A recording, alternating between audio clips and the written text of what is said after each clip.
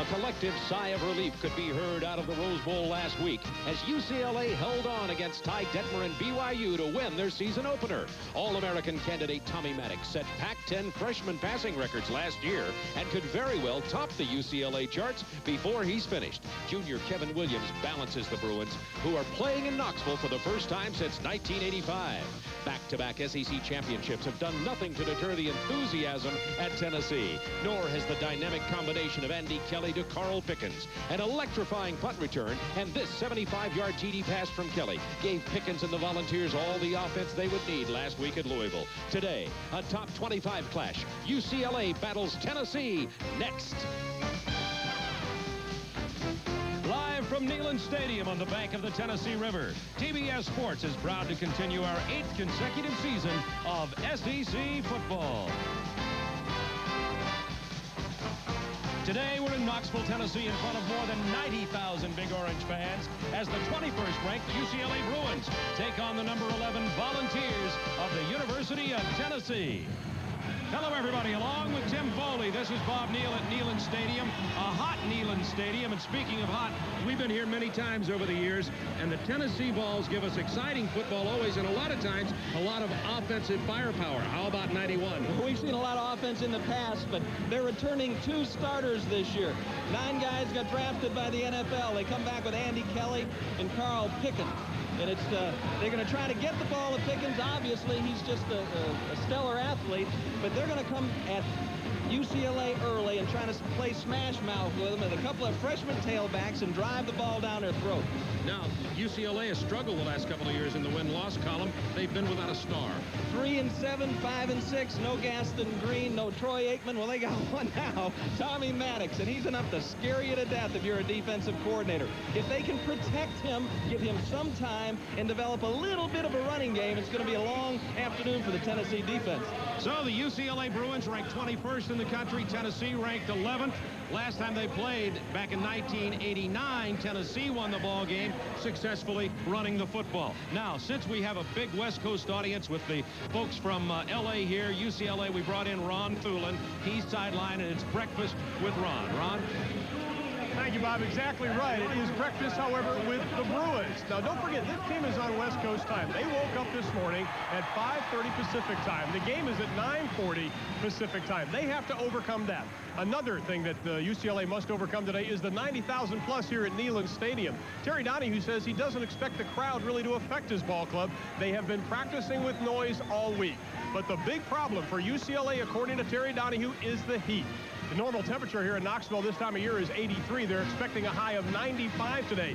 Already here on the field, it is better than 110 degrees. They're not used to this kind of heat. UCLA has their hands full with not only the time, the crowd, but also the humidity. Now let's check in with Paul Ryden in the Old Milwaukee Insider Report.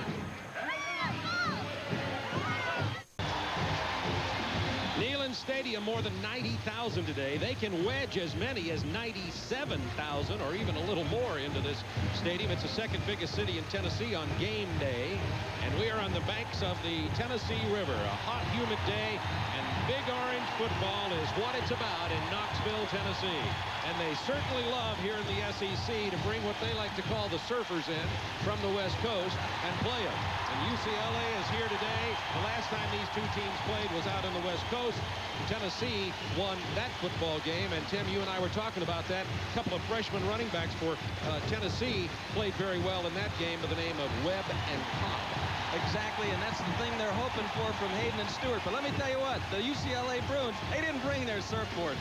They brought their helmets, and they're going to apply them to the Tennessee Volunteers. Terry Donahue is very emphatic about the fact that they would play hard, that they've been disappointed about the performance the last 2 years, and he wasn't sure what would happen today, but they would play hard. You see, last year UCLA was 5-6, but they opened the season with a 27-23 victory over Ty Detmer and the BYU Cougars. Terry Donahue, 12 winning seasons at UCLA in 15 years. The only coach in NCAA history to win 7 consecutive bowl games, and he has won 1 and 1 against Tennessee. The Volunteers, 9-2-2 in 1990. The Vols opened the season with a 28-11 win over Louisville. And here comes Johnny Majors. He was an All-American, a runner-up as a high here at his alma mater. His 24th year as a coach, 15th year at Tennessee. 103 victories, and they're rocking and rolling at Neyland Stadium already. We'll be back with a kickoff right after this. Moments before the kickoff, our TBS cameras were inside the Tennessee locker room to hear Johnny Majors. Protect to your job. 7, most important. Carry the fight to UCLA and keep it there for 60 minutes. Right. 6 minutes. Seen in the Tennessee locker room moments ago, and now Tennessee will receive. UCLA won the toss and will defer, and this is darned if you do, darned if you don't. You've got Dale Carter and Carl Pickens to kick to. Dale Carter led the nation in kickoff returns last week. Carl Pickens returned a punt for a touchdown last week, and Carter led the nation in kickoff returns last year. Here's Carter. To the 32-yard line, where the Volunteers behind Andy Kelly will go on offense. Andy Kelly, the senior from Dayton, Tennessee, threw 2 interceptions last week in the victory over Louisville. And as Johnny Majors said, Tennessee, which has always been great in turnover ratio, has to get better. They had 5 turnovers against the Louisville Cardinals, including the 2 interceptions thrown by Andy Kelly. Both of them were tipped balls. Tennessee starts off with a running play to Kenneth Campbell. And let's have a look at the Dr. Pepper starting lineups. First of all, offensively for the Volunteers. Carl Pickens, the split end. Tavio Henson, Kenneth Campbell are the starters at running back, but you're going to see some great freshmen in there, too. Not much depth at the wide receivers position for Tennessee. John Fisher and Tom Myslinski are the strongest of an offensive line for Tennessee. Remember, as Tim pointed out to me before the game, 9 of the starters on offense last year went into the NFL draft. This is Tavio Henson running right side, about 3 yards. He was hit by Othello Henderson. So it'll be 3rd down for the Volunteers. The ball will be spotted out at the 37.5-yard line. Talking to Bob Fields, a defensive coordinator here at UCLA last night and before the game. They are concerned about the heat, as Ron had mentioned, and they're going to alternate people. That time, Shizlinski really made great penetration up the field and broke up the timing of that play. First possession pass here. This will be 3rd down 5 from the 37-yard line. Draw play, right side.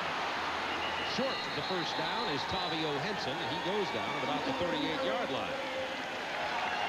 The UCLA defensive team, you see some of the surfers have made the trip here to Knoxville. They were surfing earlier. I saw it was interesting, Tim, right out here in the Tennessee River. It's unbelievable. That's James Malone. Big play there, held on and brought down Tavio Henson. Henson is a walk-on defensive back. They converted him to running back, and as you mentioned, Bob, they're looking to work these freshmen in there because they've got stellar ability. Chad LaRose will take the punt off the foot of Tom Hutton. Notice that he's a left-footed punter.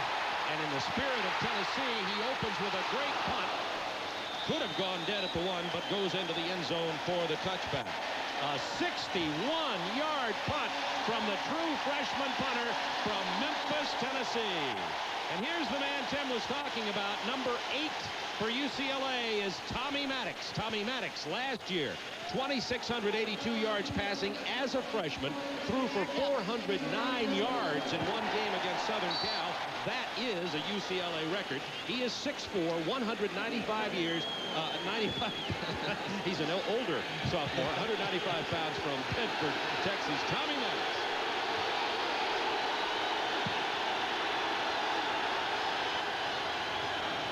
Out of the eye, to the tailback, Ricky Davis, and he is knocked down in the backfield. Here's the UCLA offensive team, brought to you by Dr. Pepper. Sean LaChapelle is the wide receiver. He is a possession wide receiver, 2 touchdown catches last week against BYU. Craig Nowitzki and Vaughn Parker are excellent sophomore tackles. They'll have their hands full with the Tennessee defensive ends trying to protect Maddox. So they have a very multiple sets on offense. Homer Smith, the offensive coordinator. You might recognize some things the way Alabama looked a few years ago when Homer was there. The first pass intended for Michael Moore. It goes incomplete. And let's look at the Volunteer defensive unit now. This is a veteran defensive unit that returned. Chuck Smith had 3 sacks last week. A defensive line combined for 7 against the Louisville Cardinals. Strong linebackers. Sean Walker very active in the middle, number 45. And the defensive backfield for Tennessee led for about everybody's preseason All-American Dale Carter at free safety. 3rd and 13 from the 17. Here's the handoff to Ricky Davis. Cuts against the grain out to the 25-yard line, short of the first down. You know, both teams being conservative, both teams having confidence in their defense, don't want any turnovers early, both 3rd and long situations. They run the draw. There's Dale Carter. Dropping back to about his 40. Number 93 is Courtney Kyler, who had a nightmare punting the ball against BYU. Averaged only 28 yards per punt. No trouble with that snap. It's a decent kick here, end over end. Carter at the 40. Reverses his field. Gets 2 or 3 yards out to about the 43-yard line, where the Volunteers will have excellent field position. That was a 35-yard punt.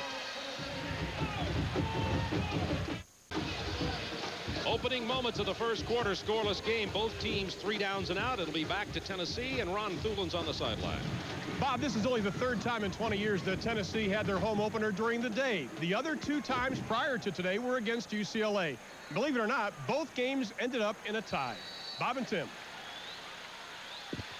I guarantee you, Terry Donahue would like to have this one during the day. He wasn't real happy with the fact that the game was switched to nighttime simply because of the heat that they're experiencing on the field right now.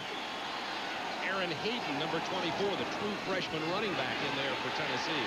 He gets the carry and is thrown for a loss by James Malone, the inside linebacker on the left side for the Bruins. Aaron Hayden is the true freshman from Detroit, Michigan. He went to Mumford High School, and Hayden just last week had over 100 yards, 109 versus Louisville, and another true freshman had 101 for Tennessee. And that was James Stewart I was talking. Well, I'll tell you after the play. This will be 2nd down 11. Campbell and Hayden in the backfield for the Volunteers. The play fake to Hayden. Kelly to throw. It is complete. For a first down at the 42, the sophomore Craig Faulkner, number 4, and the first down of the day, a gain of 17 yards. Kelly Reed's Faulkner coming across the field. They need to develop a counter punch to Carl Pickens, and drags us across the field. Now you see Othello. Henderson was right there. If he'd have seen him come and picked him up last year, that would have been Eric Turner and an interception for UCLA. Henderson will come on. Here's Hayden, breaks a tackle in the backfield. No, he didn't. He is dragged down hard by Randy Cole, who is the right outside linebacker. Terry Donahue really likes the outside linebackers, too, for his UCLA Bruins. Up front, Mike Chilinsky, a transfer from Pitt, is probably their best player there. Arnold Ale is the best linebacker, but Greedy and Cole are very active on the outside. It was Cole who just made that play. And Matt Darby is joining a list of great safeties. Kenny Easley, Don Rogers, Eric Turner to come out of the UCLA program. Also an important man in that secondary is Carl Greenwood, who's getting his first start as a UCLA Bruin, lining up against Carl Pickens. Pickens in motion. Kelly gets rid of it to Faulkner. Faulkner inside the 35 to the 34-yard line. He's hit by 43, Matt Darby. Well, last year it was Pickens and Alvin Harper, and Alvin Harper was the #1 draft choice by the NFL this year. And you see this look, you're going to see this all afternoon. They're going to move Pickens. They're going to try to draw attention to him, and Faulkner just going to work his way around downfield, try to find an open area. They need someone that can catch the ball, that can be a threat to counteract all the attention that Pickens will draw. 3rd down 2 from the 35-yard line. Kelly.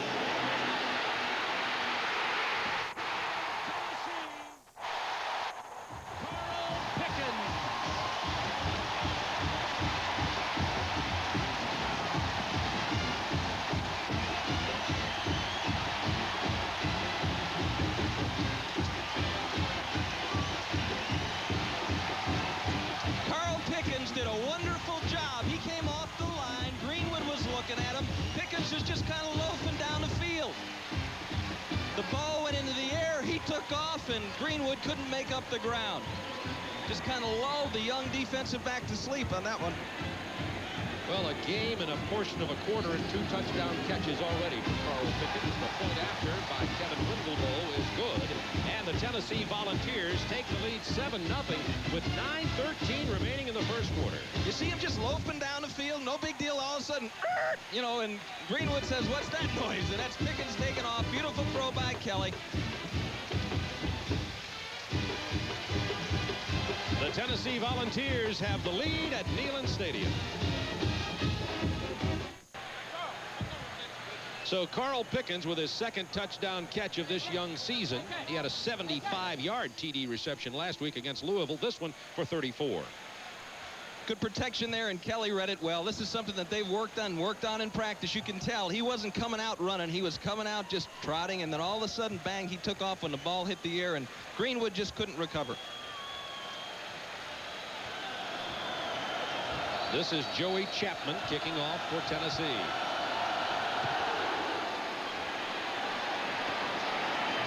To the 3 to Ricky Davis. Found a small seam and squirms his way to the 25.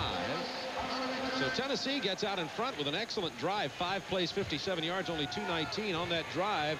Andy Kelly, the quarterback for the Volunteers, 3 out of 3 for 59 yards. UCLA can do it in a hurry, too, Bob. They had a 3-play drive against BYU, 61 yards and a touchdown. They had a 5-play drive, 79 yards with LaChapelle and Richardson. And with the assortment of running backs, they can get on the board in a hurry. Maddox gets his backs in an eye, slot right formation. First down, trailing 7-0. To Ricky Davis, he's buried back there.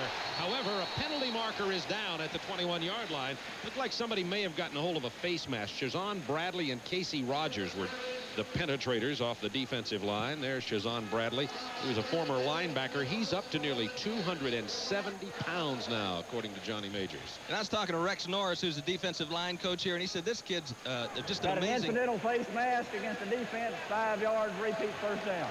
Amazing young man in that he's got such a tremendous work ethic. He will go out jogging after 2-a-days. Sometimes after practice, he'll go down to the gym and box. He's got a couple of people that he likes to work with. We saw him as a freshman playing in the defensive line. Then they moved him to middle linebacker. He's been in a lot of different spots, but has found a home at defensive line. Just a wonderful young guy to work with, says Rex Norris. This will be first down over again, and with the penalty, make it first down and 8 for UCLA. Try Davis again. A little bit more success this time to the 32-yard line. Ricky Davis is a sophomore out of Houston, Texas. He's 5'9", 175, and UCLA is looking for another Gaston Green, looking for another star running back, and they haven't found him yet. You recruit people and you bring people in and you feel like you've done a good job, and you never know what's going to happen. A guy that you didn't think was going to be a big player turns into a starter for you. Somebody that you count on to do big things just doesn't emerge. Second down 4 for Tommy Maddox and the Bruins. They're going to keep trying that run. First down. Davis across the 35 to about the 38-yard line. Shazan Bradley gets credit for the tackle for Tennessee. And I think that's what UCLA has to do. They have to establish the run, just as Johnny Majors would like to establish the run also. Maddox is very nifty on his feet, especially for a big guy, but you don't want to put your quarterback in a situation where you know they're going to throw all the time, because Tennessee can rush the passer as well as any team in the country. Maddox out of the shotgun. First down from the 38. Left side hand off to Ricky Davis. Able to turn the corner and get it to the 42-yard line. Shazan Bradley with his 3rd tackle this early afternoon. You love it when Shazan does big things because he's got such a great name.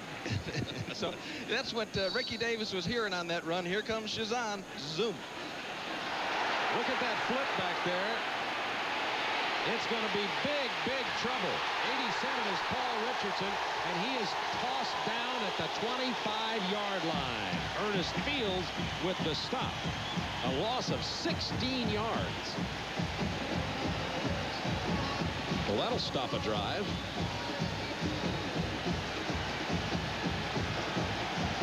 You get UCLA trying to catch Tennessee off guard. Try to run some no huddle stuff, some quick stuff, because Tennessee does substitute in passing situations. Well, they caught themselves off guard with a loss of 16. This will be 3rd down 22. Ricky Davis will run it on the 3rd down. Spins out to the 29-yard line.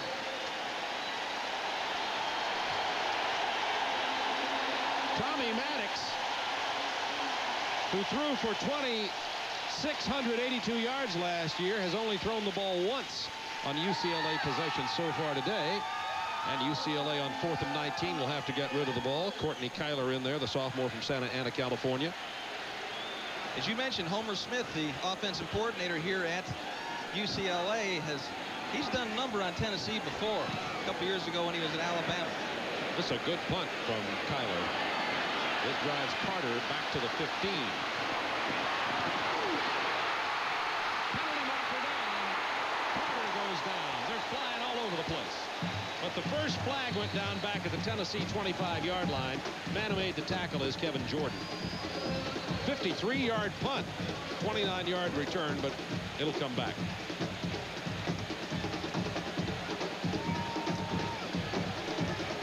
Most of the players on that Tennessee defense were playing for Tennessee when they played Alabama up in Birmingham.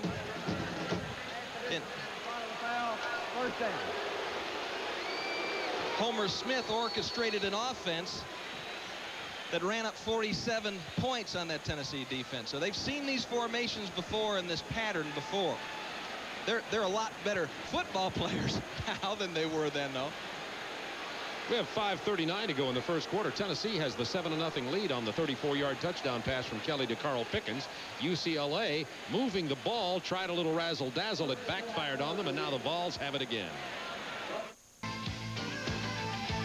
The 1985 meeting between the Bruins and Vols saw a banner day for Tennessee quarterback Tony Robinson, who passed for 387 yards, 68 on this strike to Joey Clinkscales as the Vols built a 26-10 lead. But the Bruins rallied behind quarterback David Norrie, who found Willie Anderson from 25 yards out to pull to within 2. Then Gaston Green's 2-point conversion run tied the score at 26-all with just 37 seconds left to play.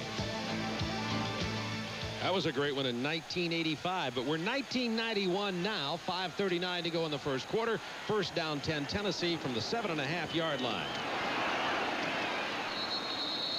Aaron Hayden goes down at the 13-yard line, the true freshman running back. And a big play by Matt Darby. And of course, being an old defensive back, you love to watch guys like this play. He's a 4-year starter at UCLA, and as you mentioned, in the tradition of great safeties that they've turned out in the past. Matt gets around the football, a team leader, and he's going to come up with some big plays sometime this afternoon. On the second down, here comes Hayden trying the right side. UCLA stretches him out of bounds, as a matter of fact, at the 19-yard line. Here's Ron Thulin. Bob, just a couple of minutes ago, you were talking about UCLA on offense, and Tommy Maddox has not thrown the ball a lot. Well, the Tennessee coaches are very aware of that. Over on the sideline just a minute ago, they were talking to the defensive back saying, hey, they're toying with us. They're going to start throwing the ball. Keep your heads up. And they're stressing it emphatically. Bob?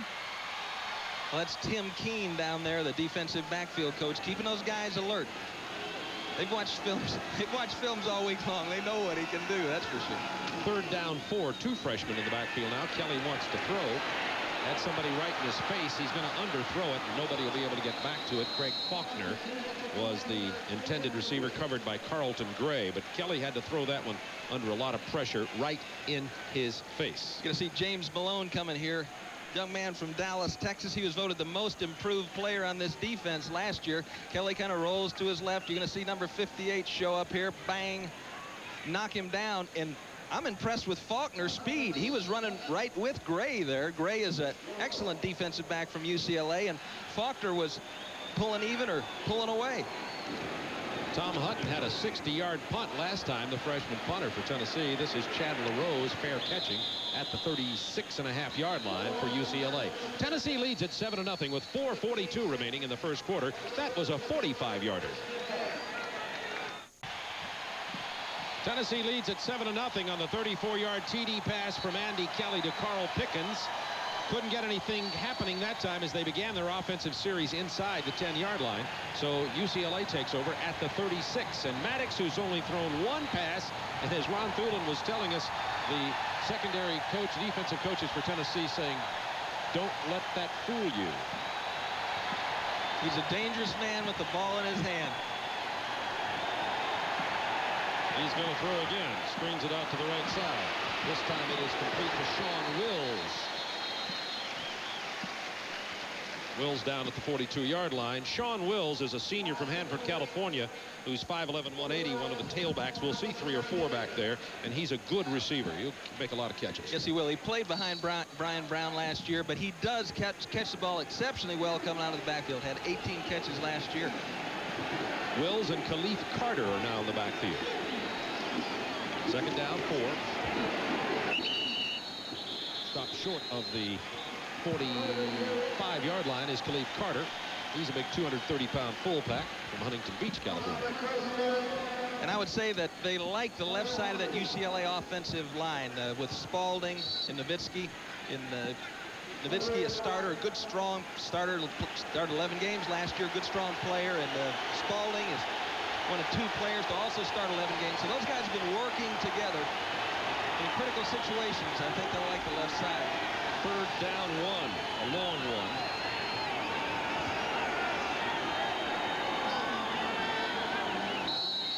Maddox didn't like what he had going there, so wisely called a timeout in what will be a critical situation for the UCLA Bruins out here near midfield. Well, he's talking there to Rick Neuheisel on the right, a former quarterback at UCLA, and Kazarian is on the left. But as Terry Donahue talked about Tommy Maddox, he said he had a quick release, and he's got great vision because he's so tall. He didn't start the first 2 games last year, but brought them back in the second half against Stanford to win and against Michigan to get in the football game. But he's just got great quickness for a guy his size, and that's the thing that amazed Larry Lacewell, the defensive coordinator at Tennessee. Terry Donahue on the sideline talking to Rick Daly, the tight end.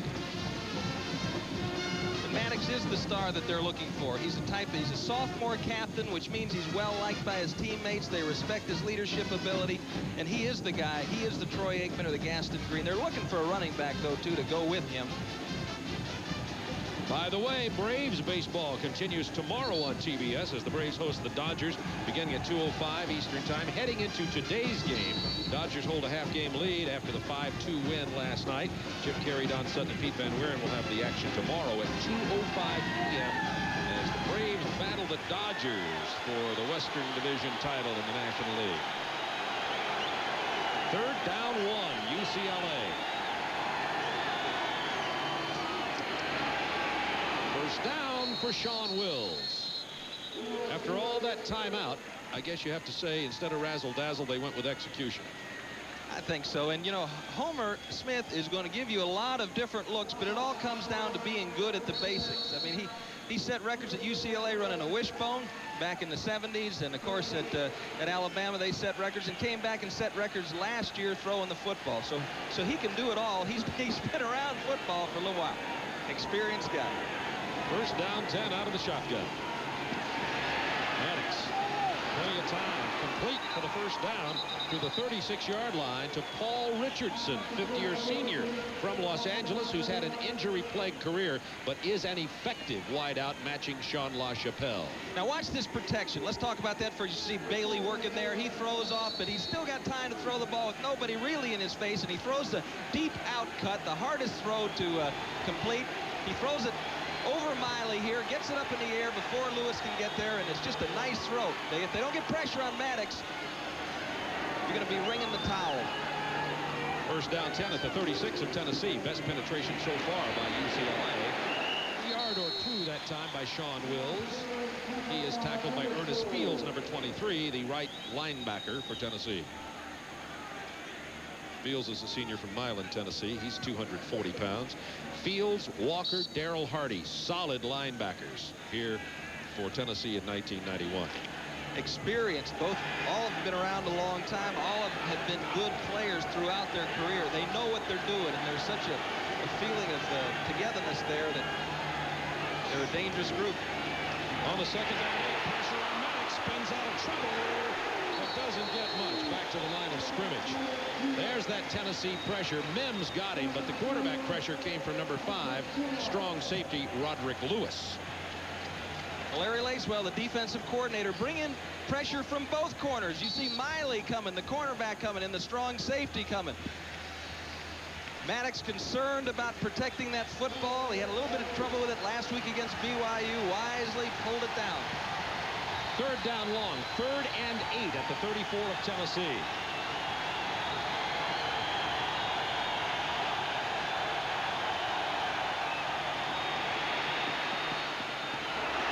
Incomplete. The pressure was coming.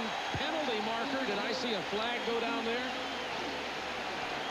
Yes, there's a penalty marker. As you see, Maddox slow getting up.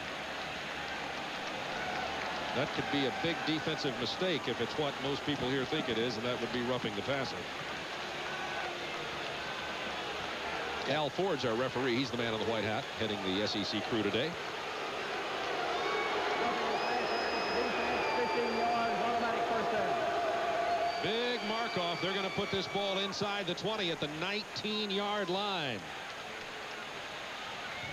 Okay, let's look at this now. Here's what Tommy Maddox is going to see a lot of. 2 deep zones, and one way or the other, they're going to try to get a combination on this slot man. Watch him coming down the field. Watch those 2 linebackers move toward him. This is who Maddox was looking for.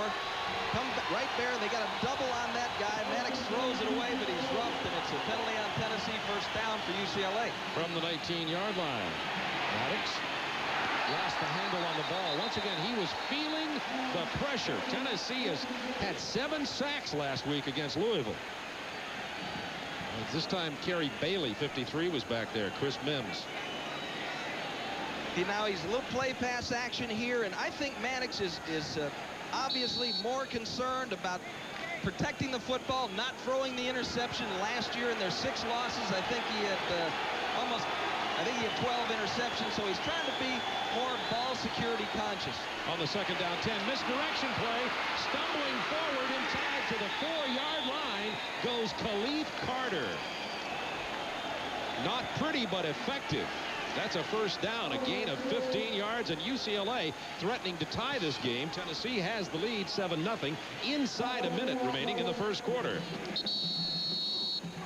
Okay, let's look at this now. Here's this linebacker here, and this linebacker's going to protect the backside. UCLA caves it in here. Good break by the running back. Good vision. Tennessee pursues so intently that sometimes that back door will open up. Khalif Carter. Boy, I tell you what, you don't want to see that rascal coming down all by himself after he got some momentum going.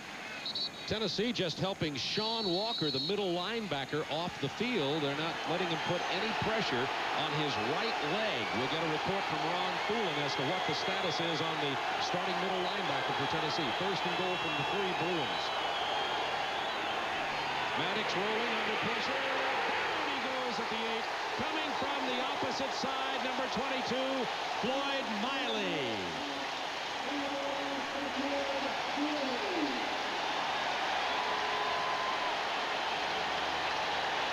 You'll see Floyd Miley. He's down in the 3-point stance, and he's coming after him. Now, Maddox doesn't expect anybody coming from the backside. He expects Miley to be covering the tight end and thinks he's got a lot of time to get it off, but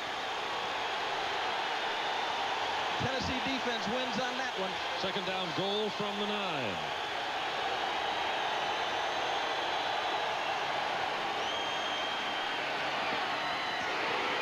Completed that to the 5-yard line to Paul Richardson. He was knocked down there.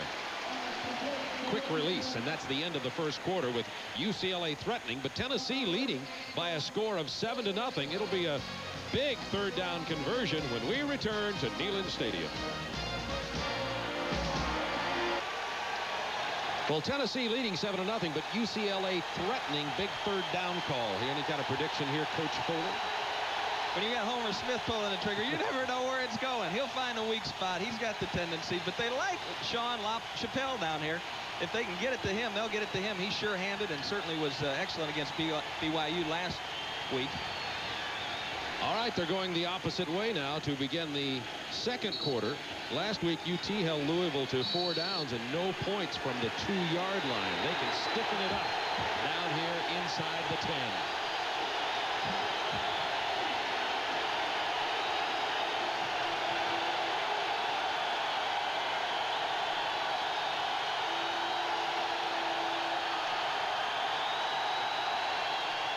Maddox with extra wide receivers. He is down, so is a penalty marker. Shazam Bradley got him. He had Sean LaChapelle, Michael Moore, and Paul Richardson. No tight ends in the game. 2 running backs, Davis and Wills, indicating they were going to try to run it in.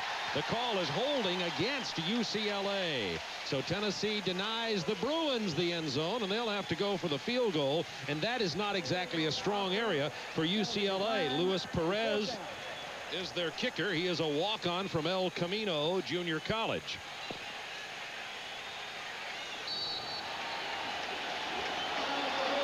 Just nobody there, but the holding call went. Tennessee denies. They'll go for the field goal, a field goal attempt of 28 yards. Remember the narrower uprights this year in college football. Perez hits it.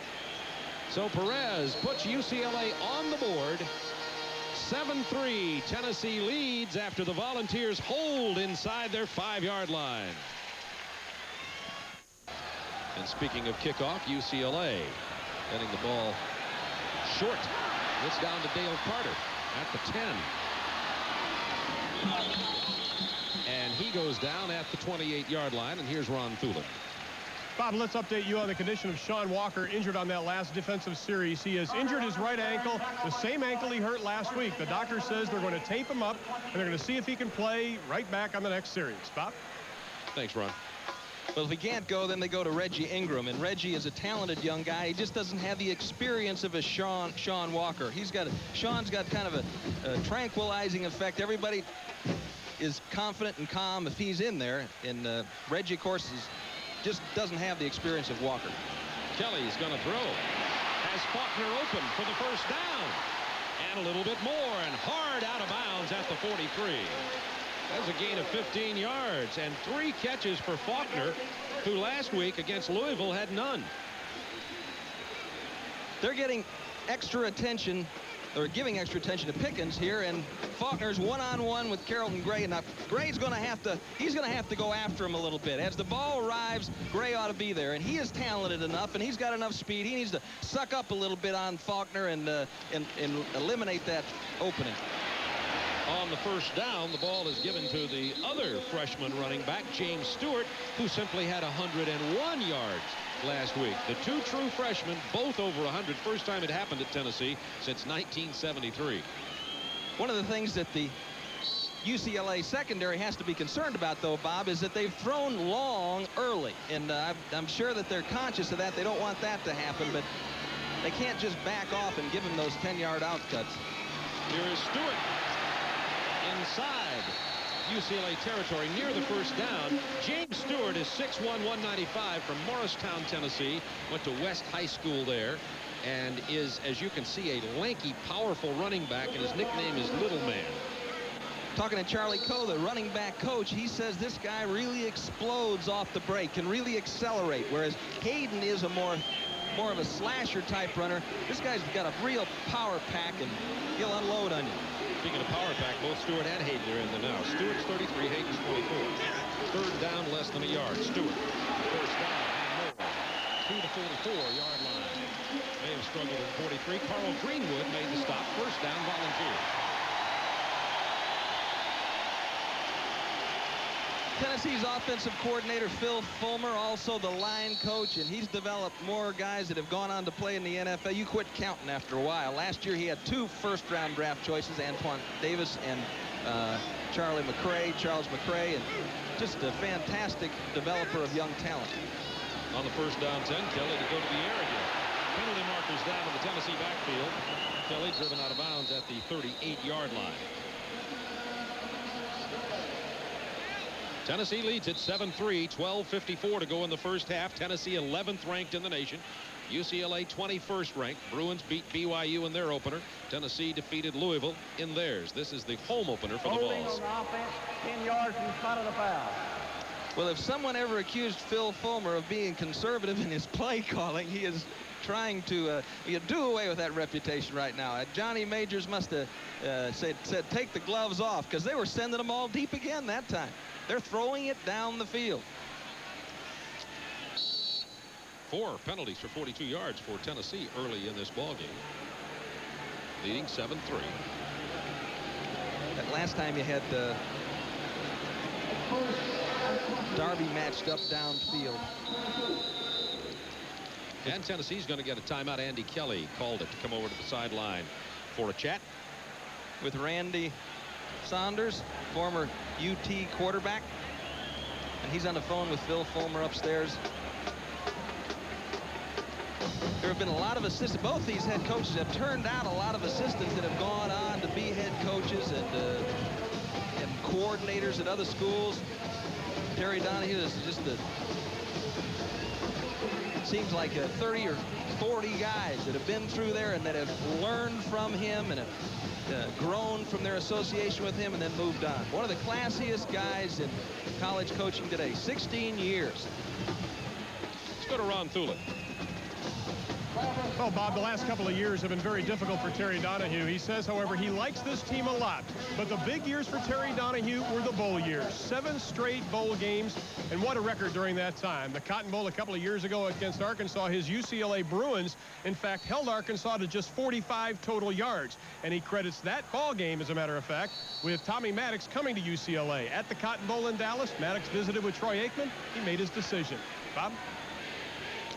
3 wideouts, 1 tight end, and 1 setback in there for Tennessee on the first down and 24 as they spot it back to the 43 after the holding penalty. Batted out of the air, and boy, that could have been headlines and goal lines. Matt Werner is the man who got his hand on it. It was intended for Carl Pickens. You know, that was a screen pass. Out of screen pass, you're supposed to kind of let him in there. Not that fast. Hold him out a little while. But that time, Werner was right in the middle of it and almost took that for 6 points. Okay, Matt, come on, catch the ball there. He's like me. There's defensive players. It's hard to, you want to hit everything, you know. Yorba Linda, California. He's 6'4", 255 sophomore. Is Matt Werner. On the second down, 24. Kelly going upstairs again, but it's going to be picked off back at the 13 by number 10, Travis Collier. Collier down at the 20-yard line. Well, Kelly got it deep already. He got it past his receiver, and the only man back there playing very deep was Travis Collier, a sophomore.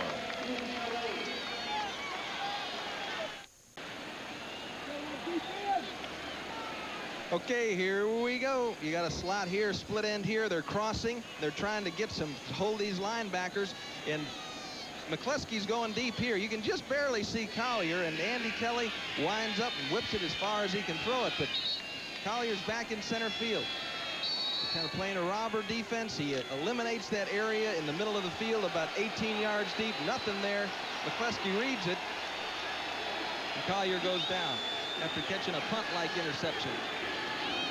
From the 20-yard line on first down, the handoff goes to big Kevin Williams from Spring, Texas, the junior, who spent a lot of time, according to Terry Donahue, in his career in the Whirlpool. They had hoped that Kevin Williams could be the man to step in for Gaston Green, but his career has not developed as well as they had hoped, although Kevin had 132 yards running the football last week, and we're looking at Shazan Bradley there in the Tennessee defense. Second down, 11. Maddox with the play fake. Still under pressure. Just had to lose it. Intended for Brian Allen, number 86. Excellent job by Ernest Fields. Great coverage there on Tennessee's part. Chappelle trying to run a sideline pattern here. Maddox running out toward him, but looking back at the tight end. And Fields had just found that tight end, who so often comes open across the field, and was just right with him. Maddox wisely threw the ball at his feet and then accepted the punishment. So on 2 downs, UCLA has lost a yard. This is 3rd down 11. 5 defensive backs in there for the ball. Ooh, the pressure comes from this time. Just takes it back down at the line of scrimmage, and the Volunteers defense and the miscues on the part of UCLA holding the Bruins to not much so far. They'll have to punt it away again. Tennessee leading it 7-3 with 11:37 to go in the first half. Well, one of the nice things if you're the secondary coach or the defensive coordinator for Tennessee is you can get good pressure with 4 guys. That time a little bit of a bad snap, but those Tennessee defensive ends are coming, and they're going to continue to create that pressure. If you can do it with 4 guys, that's just a real benefit. They're going to come after this punt too. Kyler. Tennessee at the 3-yard line. The man who got it for Tennessee was Daryl Hardy. You just had a feeling that Tennessee was going to get that ball.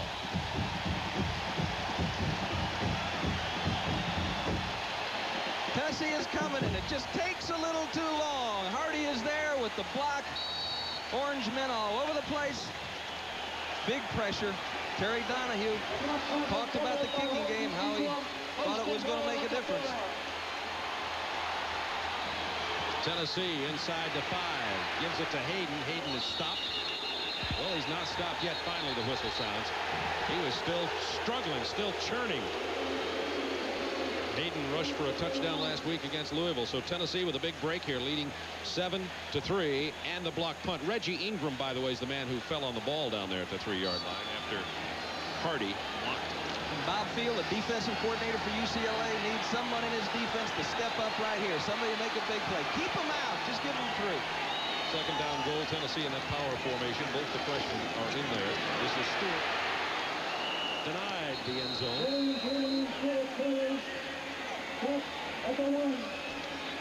He was hit by Arnold Ale and Othello Henderson over on the left side of the Tennessee line. Gets it to the 1, actually about the half-yard line.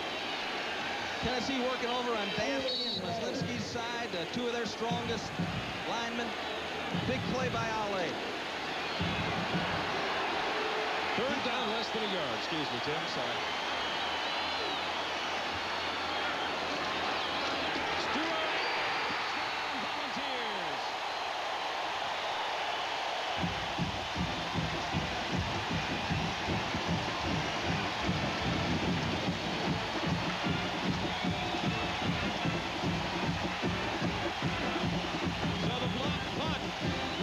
And a Tennessee touchdown 3 plays later. You need a step ladder to knock him out this time. Othello Henderson tries to get up there. Grady's scrambling to get to the play. Even Gray. But I think he'd have jumped over the crossbar. That guy was up in the air. James Stewart, blast off, 6 points. Wendell Bowe for the point after. It's good. Tennessee leads at 14-3. Hardy blocked the punt. Ingram fell on it. Stewart scored the touchdown. Okay, here it is. These 2 folks got to block these 3 guys. And this one is the one that's supposed to block 2. Where it breaks down is right here. Daryl Hardy, watch his move. Arm over inside. He gets inside that block. Boom. And keeps coming and makes a play on the ball. Big play by Daryl Hardy that gave James Stewart the chance to score 6. UCLA's defense comes in there, holds them out for 2 downs, but then it's the launching pad. You're going to keep him out. Great effort by true freshman James Stewart to get 6 points. Sean Wills, 37, and 31 Ricky Davis are back deep. Davis will take it in the end zone. He's going to run it out. Not a good idea. Stopped at the 13-yard line. Well, not much of a scoring drive here. The block punt. 3 plays later, they take it into the end zone, and Tennessee leads by a score of 14-3 with 9:49 remaining in the first half of play. That's what's going to happen for Tennessee this year. They're rebuilding their offense, trying to replace 9 people that were drafted by the NFL. I've never heard of that before. And their defense is going to have to carry them for a little while. Give them good opportunities and their kicking game. UCLA will have to start in the hole again. Maddox 3 for 6, 25 yards passing so far today. He's been under pressure all afternoon. It is complete and incomplete. Rick Daly caught it, but it was knocked loose from his body by a very hard hit. They may say he caught it and fumbled it out of bounds. Let's see where they spot it. That's what they're ruling. They're going to spot it at the 20. Looking back into the sideline, just trying to get something going. Nails it in there to Daly, and then Tracy Smith comes and separates Daly from the ball. They call it a fumble. The official, you can tell the official has made his decision by the way he's tracking that ball. So 2nd down 4. UCLA. Good break for UCLA, actually. You get 6 yards on what could have been an incompletion. Handoff on the left side to 20, Kevin Williams. He doesn't get much. This Tennessee defense is strong. Front 4 solid linebackers. It'll be tough for anybody to run against Tennessee this year. Now, if you're a UCLA fan, you might be saying, what are you doing? Why are you running the ball like that? We need to throw the ball. We need to get back in this game. And what you need to do offensively at this point is be patient and don't put your defense farther in the hole by giving Tennessee another turnover, by trying to force something in there. It's excellent defense by Tennessee at this time. UCLA will be patient and find the soft spot. Less than a yard a carry so far today. 32. Maddox is going to have to run it. He's got a chance for the first down and more. Maddox slides down at the 30-yard line. First down, UCLA. What Tennessee is doing in the secondary is they're laying back in 6 short zones, and they're sometimes up, sometimes back, sometimes there's 15 yards. He wanted the check down. It wasn't there because there was a linebacker just laying in that area. Breathing room for the Bruins. Out to the 30-yard line, first down.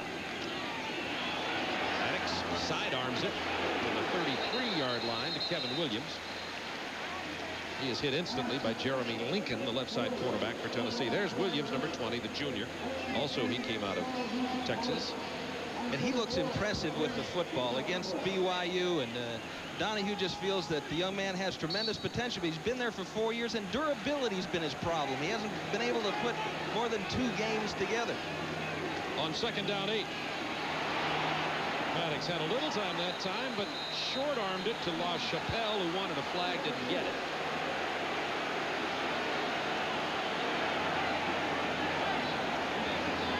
Maddox, a heck of an athlete, averaged, what, 30-plus points a game in high school basketball. That's where Larry Lacewell said he first heard about him. He thought he was going to play college basketball, but that just is representative of how nifty his feet are and how able he is to avoid the rush. On 3rd down 8. Sidearms it both times. The last 2 times he's thrown it, Tim, he's come out of there on a 3-quarter motion and short-hopped it to his receiver. All he is saying at that point, Bob, is that there's nobody open. I'm not going to take the sack. I'm throwing it. Instead of throwing it high, he's just throwing it at the feet of the defenders and giving up. Excellent job of coverage by Tennessee's secondary. You have to continue to change the look on Maddox. He's just too bright and has too good a wide receivers. They've got quality wide receivers, so you need to keep doing different things. Whoa, almost blocked that one. As a matter of fact, I think somebody got a hand on it. There were, once again, 10 men, and Darrell Hardy shot right up the middle again. UCLA fortunate that the ball rolls dead at the 32-yard line. The score, Tennessee 14, UCLA 3. Last week's winner in the Citgo SEC Great Performer was Anthony Dodwell of Columbus Air Force Base, Mississippi. Now, stay tuned for details. Well, UCLA made the trip out here. Remember, it's 3 hours earlier. It's only 20 minutes to 11 a.m. in the bodies of these athletes and cheerleaders. West Coast time. Volunteers lead at 14-3. Couple of yards for James Stewart. Good penetration by James Malone, the linebacker, sticking his nose up in there and disturbing the timing of that particular running play. First downs, you can't say how important it is for both these defenses, because if you give either one of these teams a situation where they can either run or pass, it's just really difficult to defend them. 2nd down 9. Quick turn out here to McCluskey. penalty markers are down. McCleskey is tackled at the 41 by Matt Darby. That time the secondary rotating to stop Pickens. So they give McCleskey some room. He's a former defensive back, as you know. Just good athlete over there. He'll block for you on the run. Catch it if you get it close. An illegal block by the offense. 15 yards from the spot of the foul. Repeat, second down. Big penalty against Tennessee, and they've been plagued with them this afternoon. This is the 5th penalty against the Vols for a total of 57 yards. Spot that ball back inside the 20. You know, I think I saw that called in the Louisville, Tennessee game. It was kind of a combination of block, a double team block, and I had just never really seen officials throw a flag on that on interior linemen when that happened to them.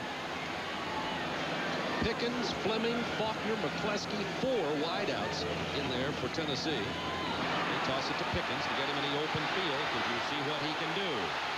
Like he's running through some of that tall cotton. He high steps it out here across the 35, a gain of 16 yards. Robert Gamble with the stop. And Myslinski gets a nice block here on Matt Darby. You'll see it. Number 75, Daphne, coming out. Now here comes Tom Myslinski, takes Darby down, and that's what opens it up for Pickens. You don't want to give him too much room. He just kind of steps right over people. Good hustle by the rest of that Bruin defense to get there. Carl Pickens, leading receiver in the SEC last year, preseason All-American by most pickers. You know, they didn't know exactly what to do with him either. He was a great defensive back also. At some points they thought he was going to play maybe both ways, did some. And of course he's kickoff returner, has been a punt returner, had a 67-yard TD punt returner last week. He sells popcorn before the game. and Johnny Majors was talking about it. He was real happy with his attitude and how hard he was working. That's the man who intercepted the ball for UCLA earlier, Travis Collier, who's helped off the field. Looks to be okay.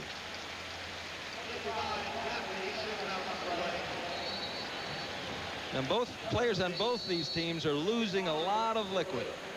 And one of the things that would always strike the Northerners when they came down to play the Dolphins is in the second half, cramps would become a factor.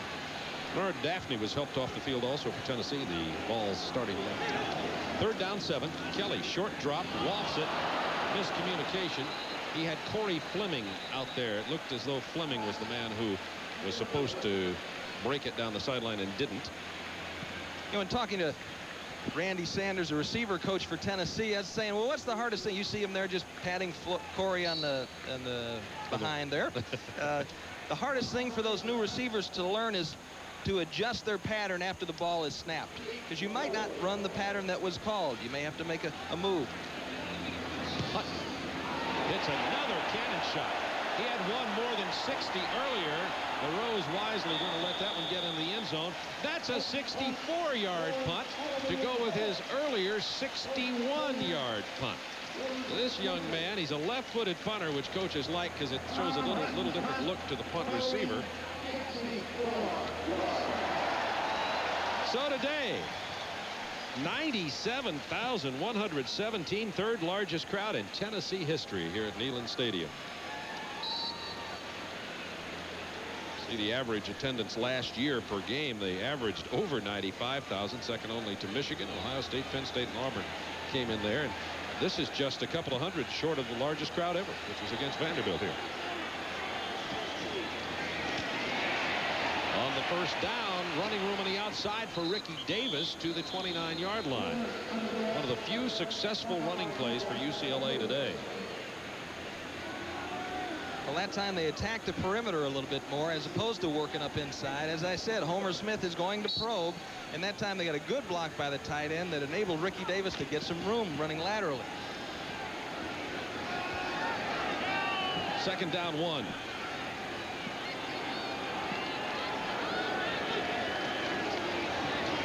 The give to the big fullback, Kevin Smith, who will get the first down out to the 33-yard line. Tennessee leading it 14-3. UCLA had to take the 3 when they had it inside the Tennessee 5-yard line, but the Volunteers kept them out of the end zone and held the Bruins to a 25-yard field goal. The extra Tennessee touchdown came after the punt was blocked and recovered at the 3-yard line, and 3 plays later Tennessee scored. First down 10. Maddox again under pressure. Now they intended to let some of those players in because they wanted to screen it to Kevin Williams, but just no time for anything to develop. Time Chuck Smith in his face. You know, this Tennessee team as much as shut down a prolific passing Florida team last year, and you know, Carter had a couple of interceptions and you know, 7 points in the first half, and they did it just this way. All these change ups. That time they were trying to swing it in the flat, and the linebacker was right in his face. Well, good balance for UCLA. Numbers aren't big enough. 33 yards passing, 38 running. I'm going to add to it on this total, though. Williams first down out to the 48-yard line. Dale Carter made the stop, and Williams had 132 yards last week, and he's adding up his total, has 16 and 3 carries this week. They run the draw here. Scott Spaulding, you're going to see him, number 60, come into your picture right there. Nice block on Ernest Fields, opens it up for Williams. Successful draw. They haven't really driven those linebackers back off the ball, Bob. Those linebackers aren't flying out of there for the pass. They're hanging around for the draw and the swing pass.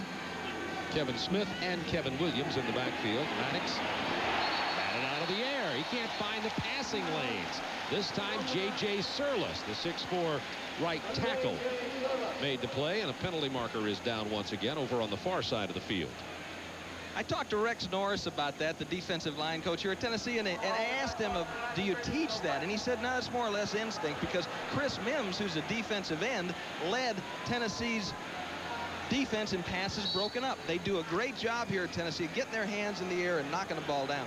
Official picked up the flag, said it was unintentional, no penalty. Second down 10 from the 48.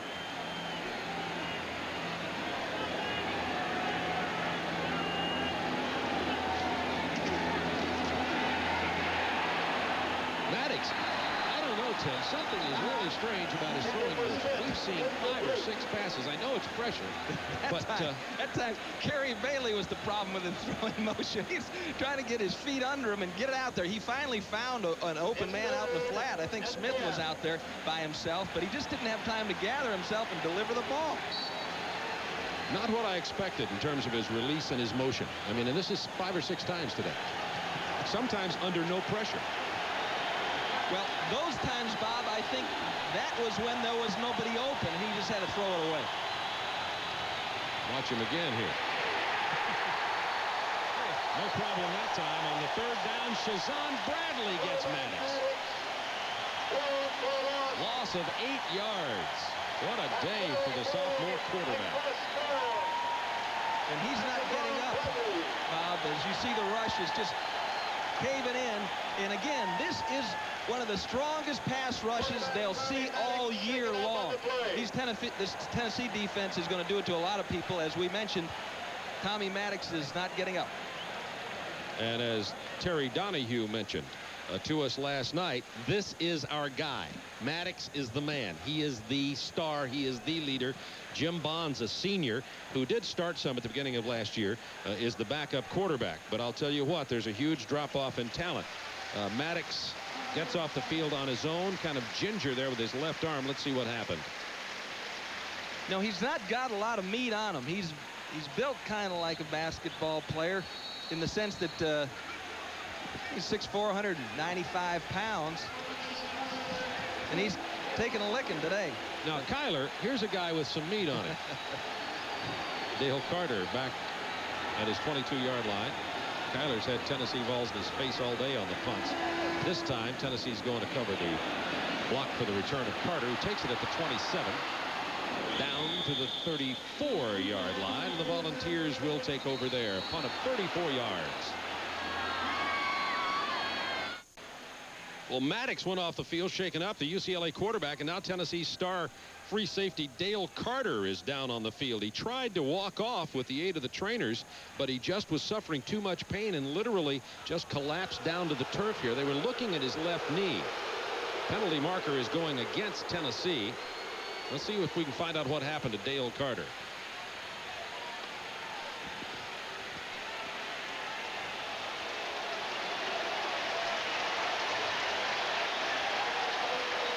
Daly had a hold of his leg and Carter over the top. This is one of the reasons that Maddox has not been thrown in the middle. You know, because that guy picked off 2 against Florida, 2 against Virginia, and they got him kind of settling down in that angle-in area. Well, 2 future pro prospects are injured at the sideline now. Here's freshman Hayden, driven out of bounds at the 22-yard line.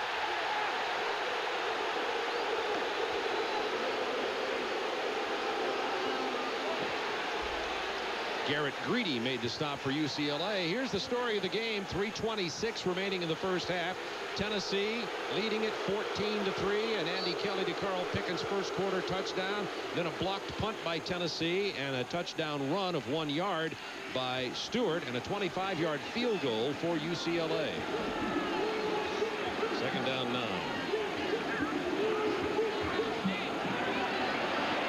Kelly has time to throw and does. It's complete to Mark Adams, the tight end. And here's Ron Thulin.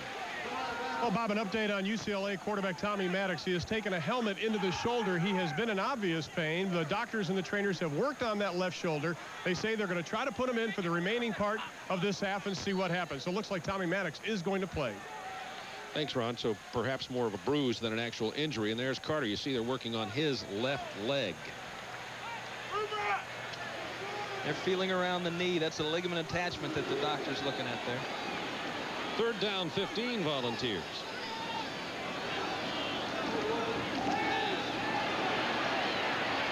Incomplete, intended for Pickens across the middle. The interceptions, look at this. Little mix-up in the backfield down around the 20. Nothing serious. No penalty markers. The intensity when these players were shaken up, a couple of stars, all the other players seemed to pick up their intensity down there on the field. Brunson and Rod Smalley, a linebacker, were at it. Now they're looking at the right knee of Carter. The reason they do that is that they're checking the sway in the ligaments, and usually it's pretty standard from one leg to the other. Sometimes one guy will have a lot more give. Almost blocked the punt of Tommy Hutton. He got away another rocket shot. Fair catch by Chad LaRose back at the 15-yard line. That was a 61-yard punt. 3 60-yard punts today by Hutton. Coming up on the Aflac College Halftime Report, Ron Thulin will have scores from around the country. We'll listen to the University of Tennessee Pride of the Southland Band and take a look at Volunteer head coach Johnny Majors and his stellar collegiate athletic career. Well, we're talking all-time career day for the freshman punter from Memphis. His longest coming into today was 47 yards, and he's had 3 60-yard-plus punts. There's Maddox up and moving around, and looks like he's able to play. Took a helmet to the shoulder. Here's Williams, running room. He has great acceleration, slips and falls about the 20. We understand that Dale Carter will be checked over more carefully at the half. May return. Slight sprain is the early call. And another player slow to get up. This is Williams. Nice job of blocking by Mark Wilder. Opened up a hole for that young man there, Kevin Williams. And this has been the story of his career. As a running back, you have to take a lot of punishment. You know, there are a lot of people pointing their hats at you, and some of them are going to eventually find you. And so most running backs that I've ever known that developed any degree of competency played most of the time injured. The really great ones like O.J. Simpson or Gaston Green that lasted a long time, Walter Payton, were so elusive that you never got a real good shot at them, but they took a lot of hits. Because the first guy almost going to try to hold them up. The second guy comes in to punish him, wear them out. Some other action around the SEC today. Alabama will be at Florida. That game tonight at 7:30. Ole Miss plays at Auburn. That'll be a good one, too. Ole Miss off to a good start. And Auburn struggled against Georgia Southern. Auburn's favored in the game, though, as it'll be down in the Plains. LSU plays Texas A&M. Tulane at Mississippi State. We'll see the Bulldogs back here at Tennessee next week. And SMU plays at Vanderbilt in Nashville. So league-wide action in the conference. We'll keep you posted on any of the scores as they come in today. Williams got up and got off the field on his own. Looks like he is okay. Second down 4.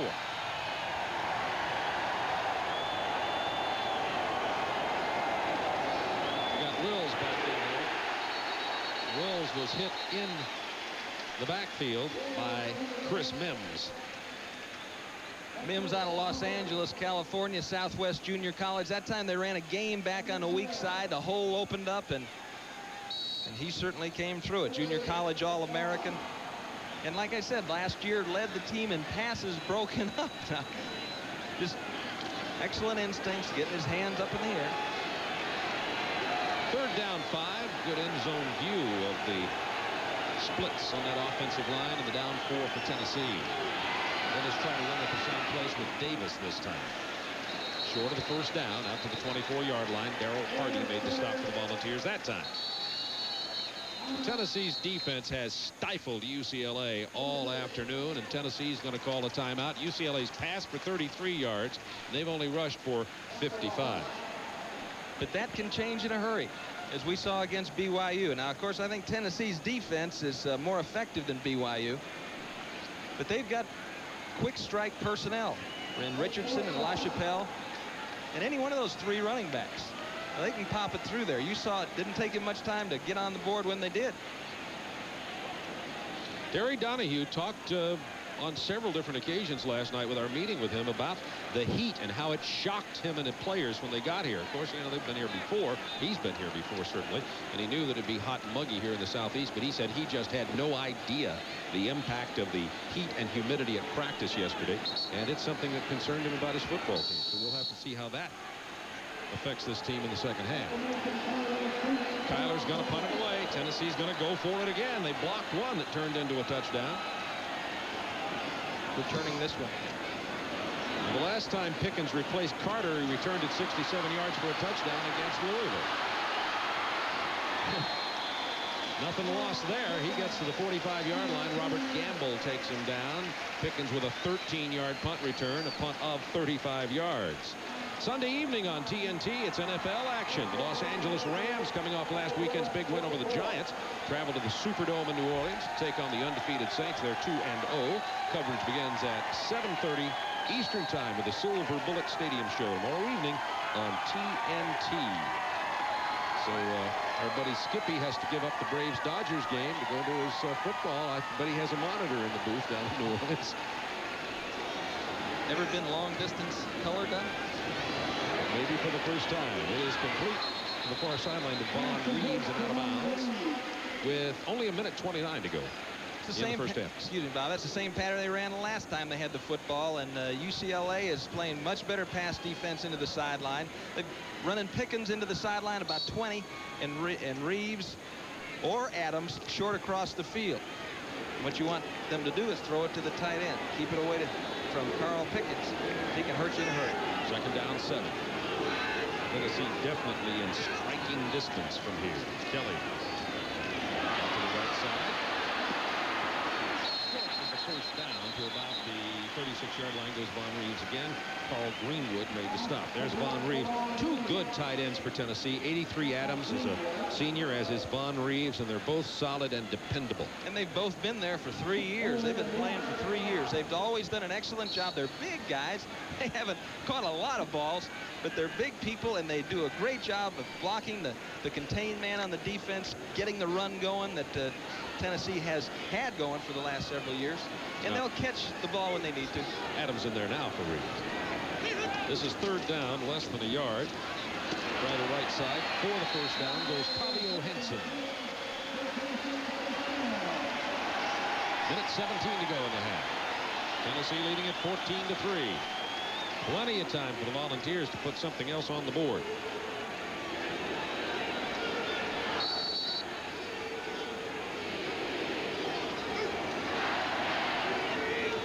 Kelly with plenty of protection today. Completes it to Faulkner at the 29-yard line. Malone makes the stop, and that's the 4th reception of the afternoon for Craig Faulkner. Faulkner looks a little bit like a second baseman out there, you know, or a point guard on a high school basketball team as far as that goes. But nifty feet and can find the open area. The clock ticks down to 48. He's just 5'11", 175. Kelly.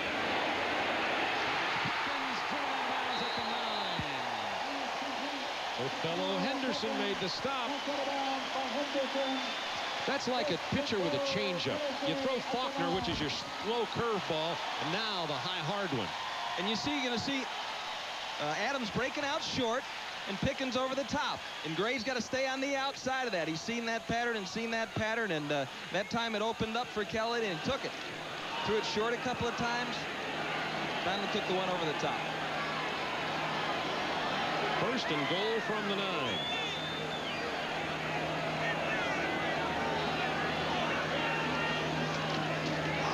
Fade into the end zone. Caught out of bounds by Pickens. Greenwood was covering. Greenwood batted away a pass right at the end of the game in the victory UCLA had over BYU to save that ball game for the Bruins. Excellent job by Greenwood. Right with him, going up in the air, working to get his head around. Nice job by Carl Greenwood. You can't play it any better than that. Tennessee with an opportunity certainly to get something on the board here, save for a turnover with 36 seconds to go in the half.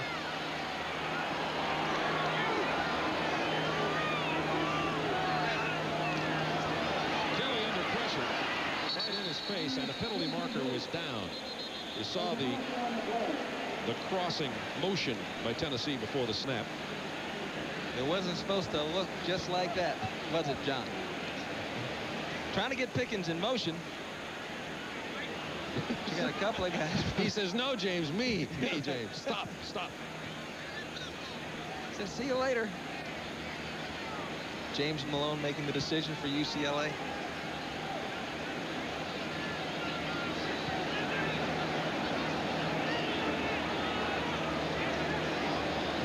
Illegal shield by the offense, 2 men moving at the snap.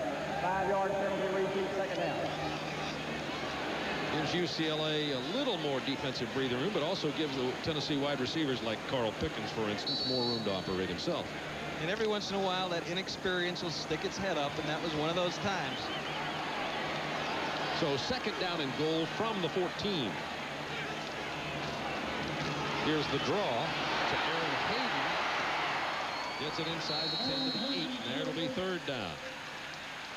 And we have 22, 21, 20 and counting remaining in the first half here. So Tennessee will have an opportunity for one play here, perhaps stop the clock, and if they don't get it in the end zone, attempt the field goal. 10 seconds remaining in the half. Kelly had a man open, but Reeves couldn't get turned around to catch it. That'll stop the clock with 6 seconds to go, and Tennessee will come out here with Kevin Wendelboe and attempt a field goal, the barefoot kicker. Tennessee, usually with a strong kicking game, looking for help there this year. Joey Chapman was leading punter in the SEC last year, had a terrible spring. Tom Hutton, the freshman punter, came in and took that job. Chapman tried to kick field goals, didn't really look too good there either, so they brought in Bexford, a freshman, and Wendelboe, who's now a senior from North Carolina, and they're trying him. This will be a 25-yard attempt. And you see the problems they have. Wendelboe misses. And UCLA really dodged a big kind of bullet, because that, with 1 second remaining in the half, would have made it a 17-3 count and certainly made the halftime a lot longer for the Bruins. So Tennessee has to be disappointed with that possession.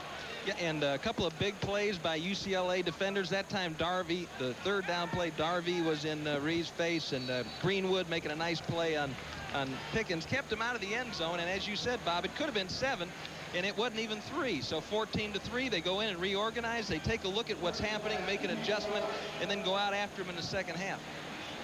Get in the shade. With 1 second, UCLA will run the ball for about 12 yards with Kevin Smith. That'll end the half. Tennessee leads it 14-3. So Tennessee scored on the Kelly to Pickens touchdown pass of 34 yards in the first quarter. Then Tennessee scored after a blocked punt. UCLA could come up only with a field goal. Let's go to Ron Thulin. Johnny, first of all, the last drive, you had a chance to put points on the board. You came up empty. How does that disappoint you? Well, certainly it disappoints me. You'd always like to score when you get down there. You don't want to miss a scoring opportunity. And there, goalposts make a difference, but I'm very pleased the way our team's playing. I think they're playing very hard. The biggest problem we're having, we're making way too many mistakes. Our offense is young, and we're making way too many. Too many penalties. It's taken us out of field position 2 or 3 times. But I certainly like the effort hope we keep putting pressure on that quarterback. Those have been 3 big points. All right, Johnny, go talk to your team at halftime. Johnny Majors, as his team will head to the locker room with that 14-3 lead. Still to come on TBS SEC Football, the Aflac College Halftime Report. We'll be back. Tennessee leading at 14-3 at halftime at Neyland Stadium. As Ron Thulin told you, it's hotter than 110 degrees down there on the turf, and it certainly will take its toll on both teams. And I know it's really taken a toll on us. We've been just pumping that water down here at halftime. You said at the beginning of the game 2 or 3 things. You mentioned Carl Pickens and what he could do. You said special teams could have an effect, and certainly defense and pressure, and that's what the first half was about. And we also said this, that if Maddox had time and if they could get the running game going a little bit, UCLA, get it going a little bit, then it'd be a long afternoon for Tennessee's defense. Well, they're averaging less than 3 yards a carry, UCLA is, and Maddox has no time. So they've kept the pressure on him. Pickens will hurt you eventually, but it's a 14-3 football game. This is a long way from being over. You said Pickens could hurt you eventually. Well, it was sooner than eventually. This is first quarter, 34 yards. Against Louisville, it was in the first series. Against UCLA, the second series, 3rd down. Nails it in there over the top. And Greenwood not in bad shape, but Pickens is a long rascal. He stretches out and makes the catch, 6 points. Blocked punt, special teams, Darryl Hardy right up the middle. And you know, Darryl Hardy, we've seen him over the years make a lot of big plays, and this is a big one here. UCLA then holds them out for 2 downs. I mean, they stiffen down here at the 2-yard line, thinking that they can force Tennessee into a field goal, but launch James Stewart. Wham, comes down. They can't do it. 6 points for Tennessee. You talked about the pressure on Maddox. He's had it in his face all afternoon.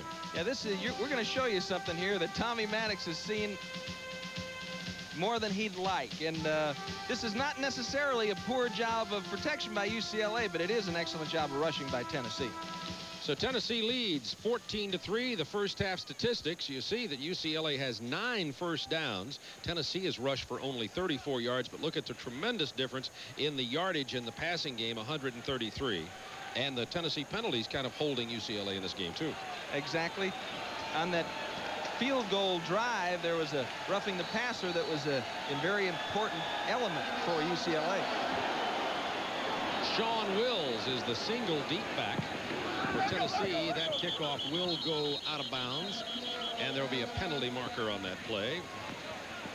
Now, new rules this year means you can either take the penalty, have them kick it off, or bring it out here and just spot it out at the 35-yard line, which is, I think, what I would do were they asking me. And that's what UCLA does. So they'll have pretty good field position because the kickoff went out of bounds. First half, UCLA punt, then they got the field goal. And on that drive, UCLA got inside the Tennessee 5, and the balls didn't let them into the end zone. Then the block punt, 3 other punts, and the half end. Just over 100 yards of offense for UCLA in the first half. Not something that they're happy with. On the first down, 10, Maddox. Time to throw. And he completed it. However, Sean LaChapelle, who just made his first catch of the afternoon, was punished by Roderick Lewis on the reception. It's going to be interesting to see what adjustments Homer Smith has made and Terry Donahue have made at halftime here. That was almost the first intermediate route that they'd thrown. They tried to throw some before, but there's been an excellent job of coverage by the Tennessee Volunteers. They've been all over that man right there, Sean LaChapelle. Second down, 2. From the eye, the handoff goes to Williams. He gets the first down. Kevin Williams was shaken up in the first half, but seems to be okay now. Reggie Ingram makes the stop for Tennessee, number 41.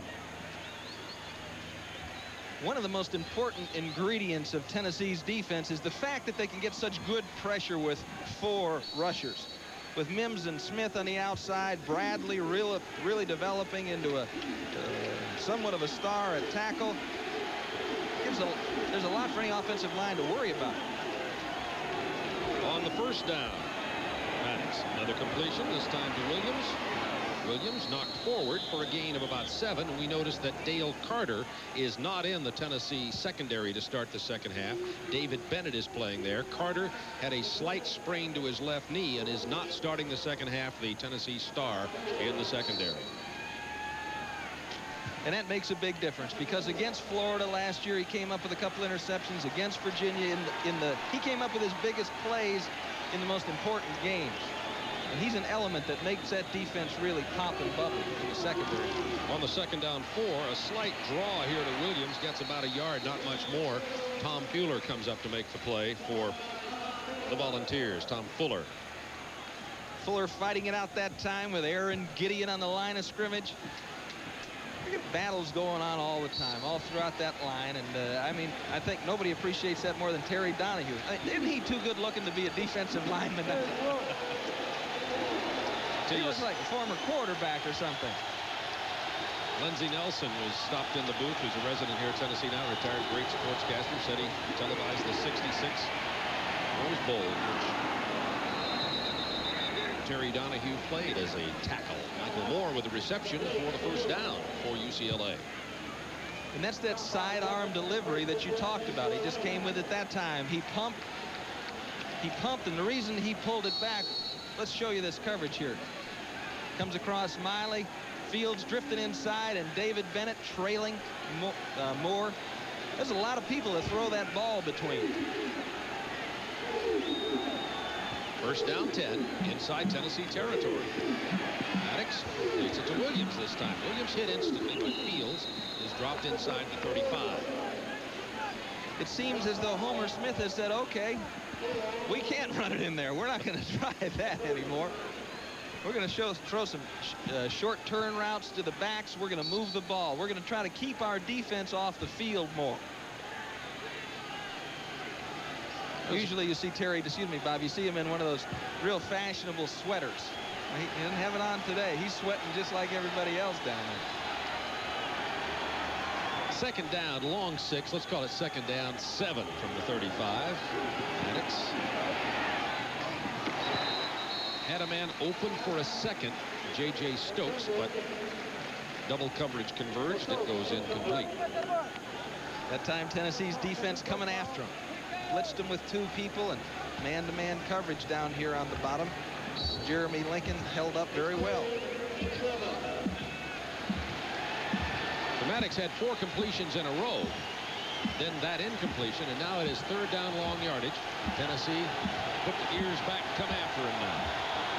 See if they go into coverage. 3-man rush. Maddox with time.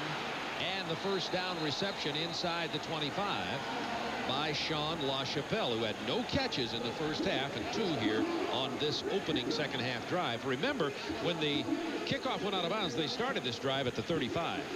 Jeremy Lincoln funneling to the inside. Dave Bennett starting to make a move on the ball. That's where Dale Carter would be. LaChapelle found an open area. Good fake by Maddox, too, that held the linebackers, kept them out of the picture. Spotted at the 23-yard line, first down. 14-3, Tennessee leading. Opening drive of the second half by UCLA. They'll try to run it this time. With about the same success as in the first half, Sean Wills goes down at the line of scrimmage. Maybe a small gain. Mims with the stop for Tennessee. Ernest Field coming up from his linebacker position. Mims pursuing from the inside. Fields and Scott Spaulding had a collision, and there was no hope. Mims is a Los Angeles product.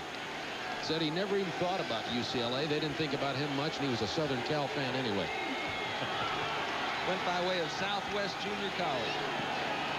Whoops. Darrell Hardy came across Scott Spaulding for UCLA. Hardy was in the backfield way too much in the first half for UCLA's pleasure. This time he'll have to pay a penalty for it. Darrell, you got to point at them like they moved. Blame it on them. They'll move it down to the 16.5-yard line. Well, Darrell Hardy blocked that punt that resulted in the Tennessee touchdown to make it 14-3 in the first half. Led the team in big plays last year. Led the team in tackles in '89. He makes all the calls in the huddle. So an integral part of good things happening for the Tennessee defense. 2nd down 4. Ricky Davis finds running room. Davis, excellent run to the 2.5-yard line. Jeremy Lincoln with the tackle. Maddox slow to get up, but he is up and moving back to the huddle now.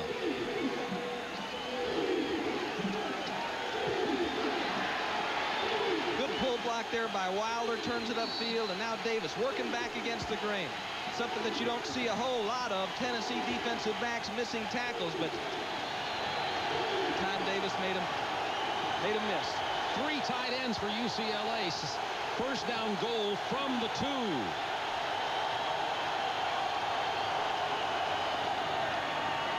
Tennessee's defense denies Kevin Smith the end zone. He got right to the line. Ernest Fields made the hit. You get 256 pounds going one way. It's hard to turn him. Good job by Fields. Coming over the top. Kevin Mays. This ball is right on the goal line now. Those UCLA guys, they know they're in Knoxville. They know they're going to have to get it in the orange for it to count.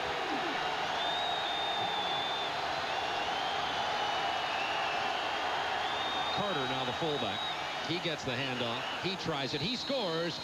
230-pound fullback Khalif Carter with the UCLA touchdown. And the cheers from the small crowd from the West Coast.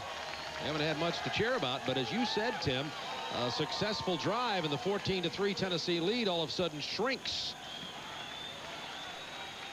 Well, they've dominated defensively, Tennessee has, and UCLA just hasn't been able to get any momentum going on offense. Nothing has really worked, and they put it together on that drive. Both these teams with remarkable coaching staffs, and both will make excellent adjustments at halftime.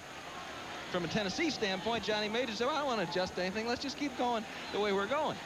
Terry Donahue got in there and analyzed it. Roderick Lewis being helped off the field for Tennessee. Remember, Dale Carter went out at free safety, hasn't returned, and now the strong safety, Roderick Lewis, is shaken up and helped off the field. Now, Mark Fletcher has a starter that has played behind Roderick Lewis. If they got anything on defense at Tennessee, they got depth.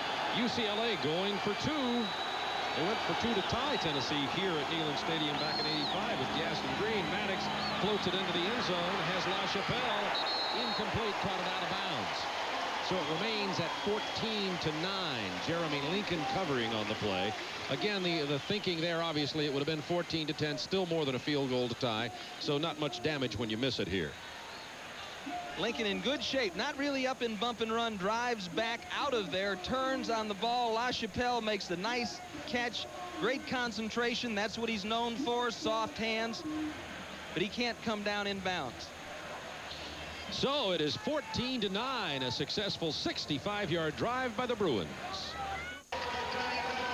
The University of Tennessee press box. Tim and I are in here. This thing's bigger than our hotel. 14-9 Tennessee leads. This was the key play. Ricky Davis, the runner.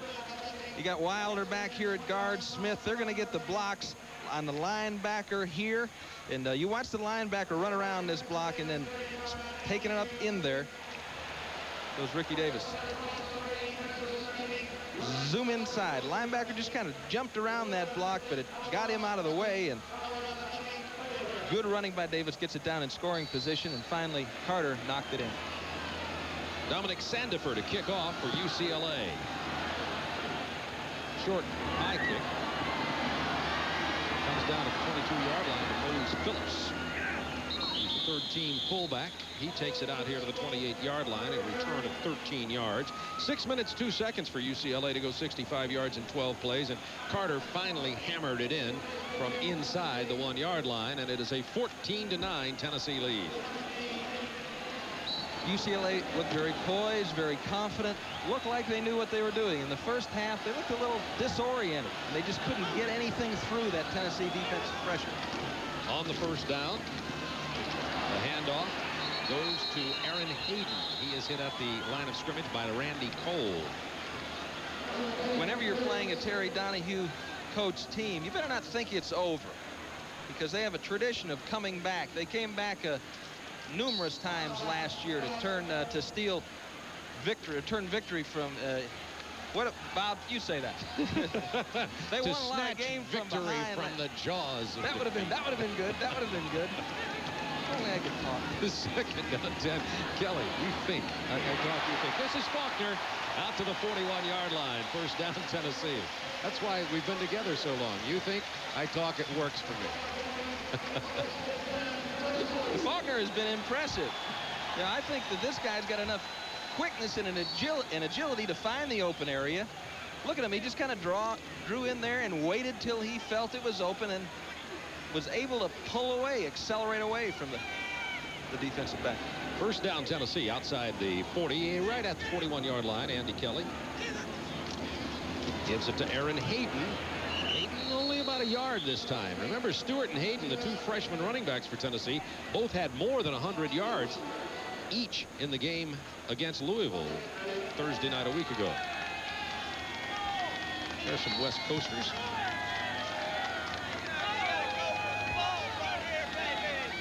Second down, 8. Stewart now in at the tailback spot, 33, along with Mario Brunson, 44. Here's Stewart. UCLA stringing it out, playing some tougher defense. You mentioned UCLA's offense looked more poised. Thus far here in the second half, their defense has looked very solid. And Matt Darby does a fine job protecting the perimeter. I've seen him support it from the inside and from the outside, and he is just hard to get off his feet.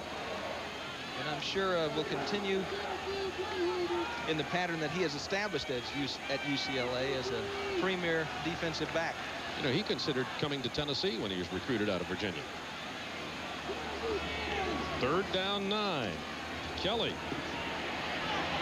It is complete to Pickens for big first down reception. Inside UCLA territory, Othello Henderson covering. A gain of 18 yards on the play. Call him the go-to guy. You just got to have help from your cornerback on this play. The cornerback has to get more depth. Got to drop back. He sucked up on the tight end crossing. Reeves there. Let's watch John Fisher work here. He's been a 4-year starter at Tennessee. Nobody is squeezing through that hole. First down at the 41 of UCLA. Kelly had good protection all day. Completes it to his tight end, Von Reeves. Moves it down near the first down stick. So UCLA with a 65-yard drive, and now Tennessee coming right back here.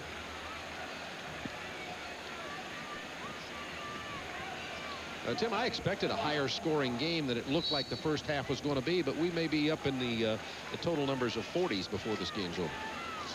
That's a possibility, but you've got two real good defensive coordinators here and some talent on the field in defense, and so far both the defenses have kept the offense really establishing any rhythm. Second down, 1. It is intercepted. It was intended for Pickens, and Othello Henderson dropped to his knees and picked it off at the 14-yard line. On the 2nd and 1, you'll often see the teams go for a big strike, big gainer, because they can come back on third and get the first down, they think. This time, Othello Henderson makes the big play defensively. Tennessee leading at 14-9. UCLA stops the Vols drive with the interception at the 14-yard line. And here you see Carl Pickens out here on the outside. Reeves here. The pattern they've been running is this one. This time Pickens takes it to the inside. Doesn't really get his head around. Othello Henderson sits back there and makes a real nice scoop on this one. See, he's not really looking for the ball. Kelly lets it go. Doesn't have time to adjust after he sees it, but Henderson makes a great play. Dale Carter on the sideline. He will not return, obviously, in his street clothes. Strained his left knee. Will be out for the remainder of this game. The exact nature of the injury and just how serious it is yet to be found. But Tennessee hurting in the backfield. UCLA came into the game after losing their starting cornerback, Dion Lambert, and a backup safety. And now Tennessee's had a couple of players shaken up. Carter and Roderick Lewis went off on the last series. Maddox, more time to throw, missed his receiver. Streaking down the sideline was running back Ricky Davis.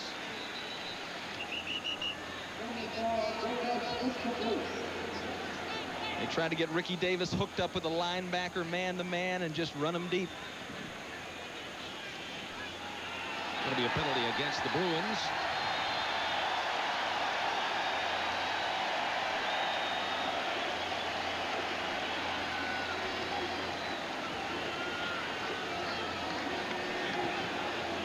Johnny Majors, 15 years at the University of Tennessee.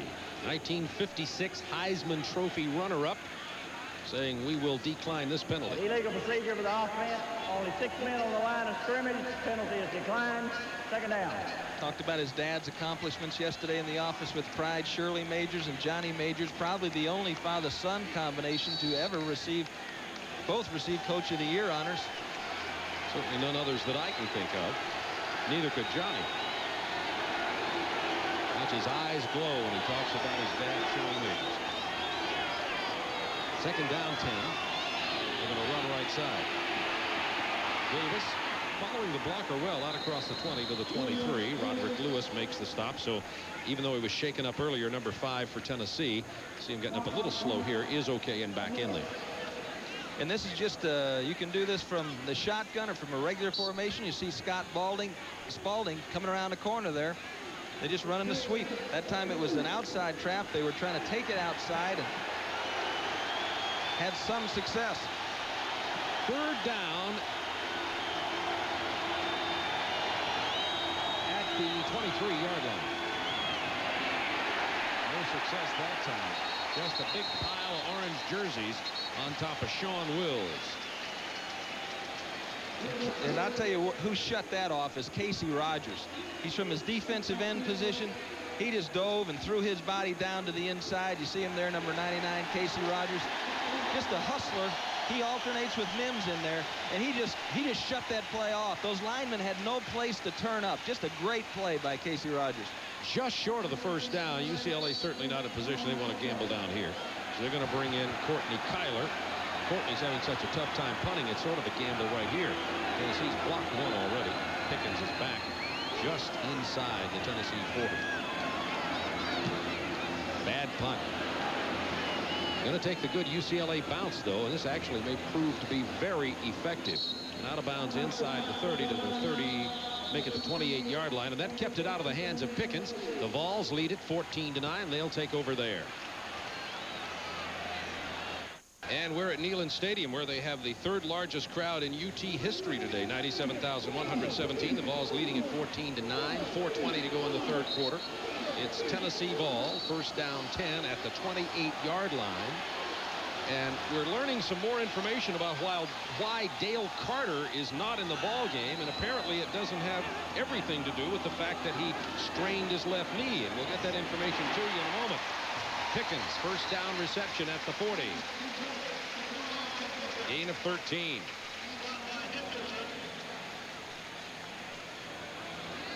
At time Pickens came in, worked inside the jam, and fellow Henderson made a break on the ball, and Kelly knifed it in there. Good catch by Pickens, who would rather catch the ball going to the outside. I just get that feeling. Of course, if I was a wide receiver, I'd rather do that too. They can't punish you out there. On the first down, Kelly looks right, throws left, complete to Mark Adams, the tight end, near midfield. Gain of about 9. Arnold Ale, the right inside linebacker, makes the stop. They'll spot it right on the 50-yard line. Tennessee leading at 14-9 with 3:39 to go in the third quarter. Ale was an interesting story for UCLA. Played as a true freshman in 12 games for Notre Dame. And I guess just experienced winter in South Bend and wanted to come back to California. Second down and 1. Kelly play fakes and rolls. Has some time. And it is complete to the 40-yard line to Ronald Davis, number 1 for a first down Tennessee. And here's Ron Thula. Bob, updating the Dale Carter story, he has indeed been ejected from the ball game for throwing a punch. At first it was thought it was a sprained knee. That's not the case. He threw a punch. The officials tossed him. Bob and Tim. The question, Ron, we did receive word that he did also sprain his knee. That was announced in the press box. Did he or did he not? Do we know? Well, Bob, the team doctor said there is nothing wrong with his knee. So that's his official explanation. We'll go with that word. First down 10 from the 39. This time to the 30. This time to Von Reeves. Nevertheless, Tennessee does lose their star safety, Dale Carter, for the game. It's a lot more difficult to play pass defense right now in UCLA's secondary because they're just not getting the kind of pressure that the Tennessee defenders are getting. Second down, less than a yard, just outside the 30. This time, 13-yard line. The quick feet of the freshman running back from Mumford High School in Detroit, Michigan. Gain of 12. Works that left side of the Tennessee line, and nice through there. Looks for the cutback. The fellow Henderson misses. Rod Smalley hustling back to bring him down. Henderson is on the ground, slow to get up.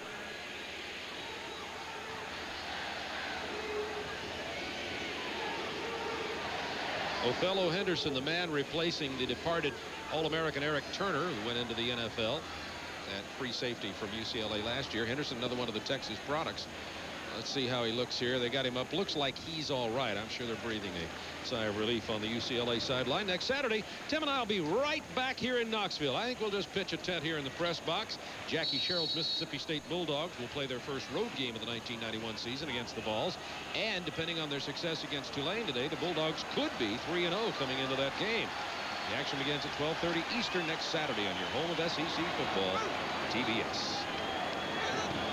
First down, Vols. Kelly, quick toss out here to the left side to Faulkner. I was wondering when they were going to do that. They're bringing the weak safety over and putting him on the slot, and the weak safety is playing about 12 yards off the line of scrimmage. And they had that look the whole first half, and you can't show that stuff to Phil Fulmer too long before he's going to try to take advantage of that. They give you different looks, but in that particular look, the free safety was off the ball about 12 yards. It's been a quick third quarter, only a minute 25 remaining as Tennessee under pressure. Kelly threw it right at the feet. Intelligent incompletion on the part of Kelly of Tavio Henderson. The quarterback pressure came from number 41, Stacy Argo. Stacy's been a linebacker for a couple of years, a converted running back who led the inside linebackers and tackles last year. Had a screen on, and nobody was really responsible for picking him up here. Might have been the fullback.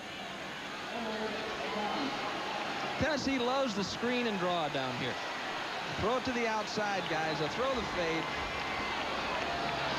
3rd and 9. 4 wideouts in there for Tennessee. Volunteers call a timeout. Kelly comes over to the sideline. Minute 21 to go in the third. Tennessee knocking at the door. Tim, Tennessee will have it 3rd down 9 here at the 17. Last time in this situation they were down here, Bob, they tried to get Pickens moving. They didn't want UCLA to be able to set up double coverage on him. Let's see what happens here. 3 wideouts to the right side. Pickens in the slot. Kelly going to Pickens. Nice grab. And he goes down at the 13-yard line. Nice job by Collier. He fought his way through traffic to get there. Good tackle. Let's watch this here. Now, Faulkner isn't trying to intentionally get in number 10's way, but that's pretty good unintentionally getting in his way. Collier fights through it, makes the tackle. Good job. Of course, a field goal attempt here. By Kevin Wendelboe, the barefoot senior kicker. He missed his first one. Again, tough angle here. Narrow goal post, 18 feet 6 inches this year. Hits this one. 28-yard field goal makes it Tennessee 17, UCLA 9, with 34 seconds remaining in the third quarter. So Johnny Majors does come back to answer the touchdown from UCLA with the field goal. Both of these coaches are used to winning, but in the recent past, both of them have had difficulty at times. And in '88, Majors went 0-6. Had to fight back to win the last 5 games of the season. Donahue the last 2 years, 3-7, 5-6. But he likes, as we talked to him last night, he said this team's going in the right direction. Got a good attitude, a lot of cooperation. And every team's got some problem childs and some good folks. And he said that this team here is really on the right track, on the way back.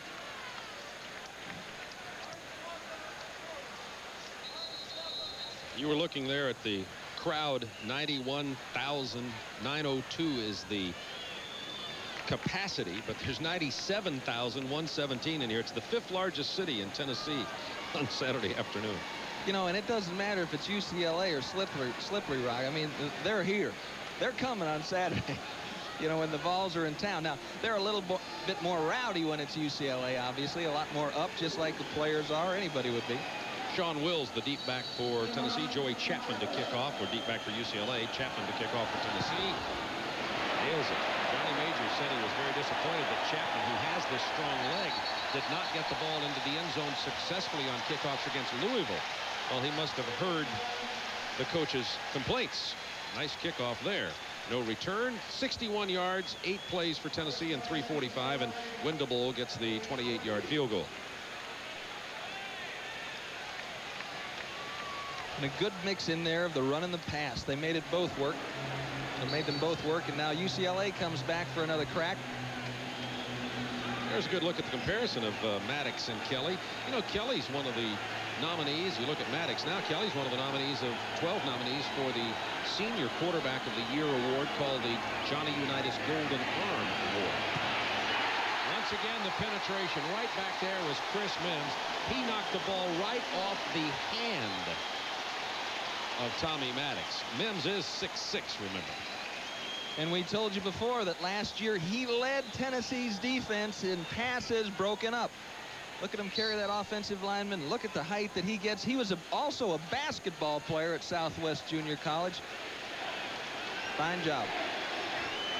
Second down 10 from the 20. UCLA trailing 17 to 9. Carter and Williams in the backfield out of the eye.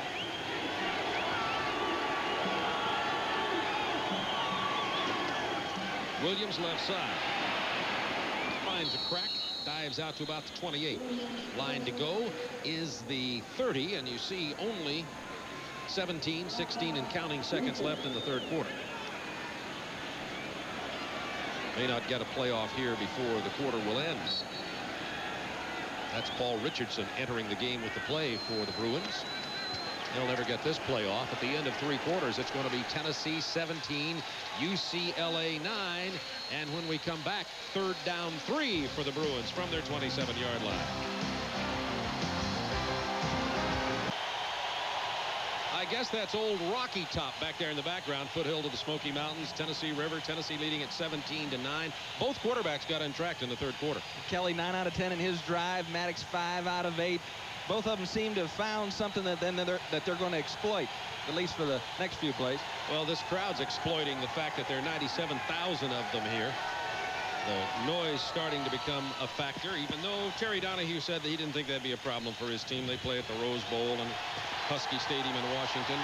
Third quarter stats. Look at the passing yards. Tennessee 221, only 73 for UCLA so far today.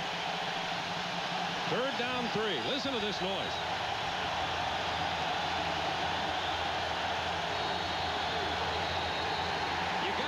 The noise caused that. The left tackle, Craig Nowitzki, lifted up that arm after they had come set.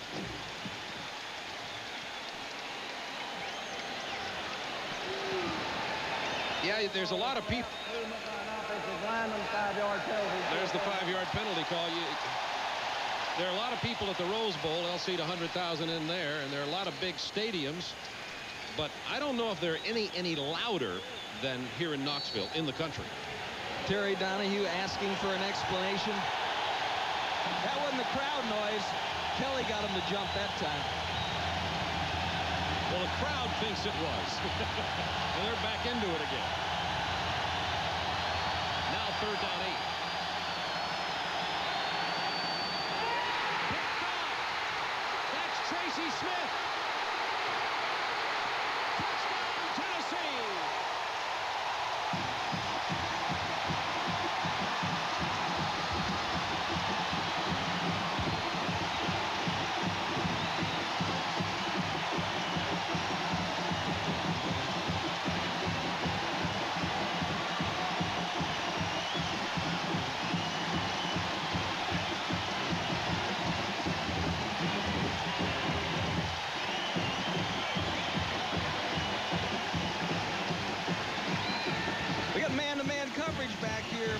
Tracy Smith trailing Chappelle. The middle of the field was up. Makes a nice move on the ball. And heading upfield. Jonesboro, Arkansas, converted running back. How'd you like that, Bob? just a little bit behind LaChapelle. And the point after is missed. So it's 23-9. That was early here in the third quarter. Let's rephrase that. Jonesboro, Georgia. Trailing them on the inside. Cuts underneath, ball thrown a little bit behind LaChapelle. Maddox trying to keep it away from the free safety. And he takes it all the way home.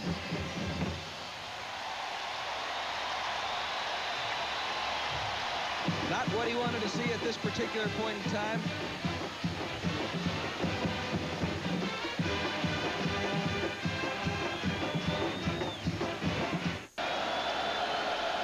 Tennessee leading at 23-9. They missed the extra point after Tracy Smith intercepted and took it into the end zone. Tennessee kickoff. Chapman really nailing it now. In and out of the end zone. The UCLA will bring it out to the 23-9. Tim, Tracy Smith, another one of those guys at Tennessee who's played during his time here both ways. He's played both ways. Whenever they were weak someplace, they try to take some guys with some talent and try to train them and see what pops up. Obviously, they brought him back to defense, but he had been working as a running back, and he worked some as a wide receiver. Work at wide receiver paid off. That was a heck of a run back on the interception.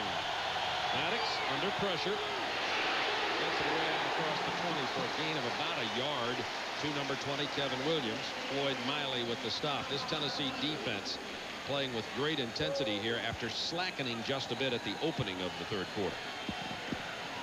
You know, and Mims once again had his arms wrapped around Tommy Maddox.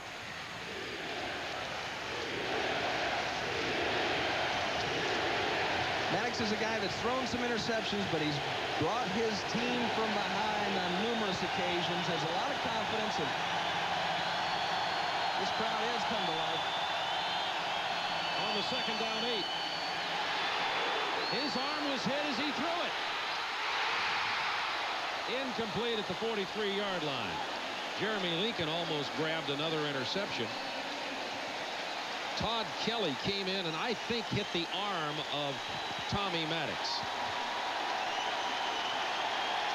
Here comes Kelly around the horn, yanks him to the ground as the ball is released. Jeremy Lincoln there goes up, great position, just can't hold on to the football. 14 minutes to go in the game.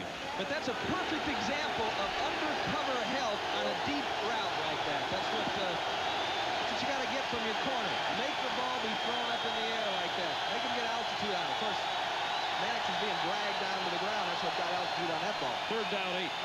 Pressure and down at the 10. Todd Kelly got the pressure previously and this time gets the sack. He's a defensive end, a junior from Hampton, Virginia.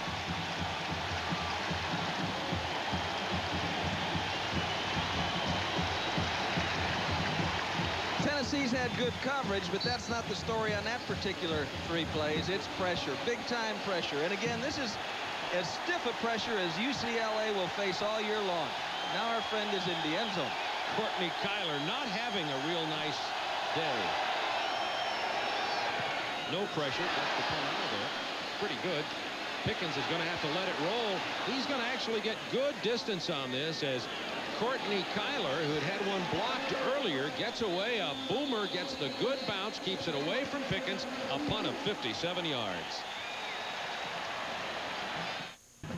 You've heard the enthusiasm by this Tennessee crowd. It's been dampened around here in Knoxville a little bit from the NCAA investigation, the allegations that Tennessee improperly administered a football camp and also violated some other recruiting rules. And we asked Johnny Majors what he felt about that and when he thought something might happen. Well, we appeared before the NCAA at a hearing, and I can tell you this: we bust our gut and we make every effort to do things perfectly. And time will tell how this turns out. I'm certainly not pessimistic, but I don't have the crystal ball to see what will happen. But as long as I coach football, I'll make every effort to be exactly right and abide by the rules, because we have a good tradition in Tennessee in that.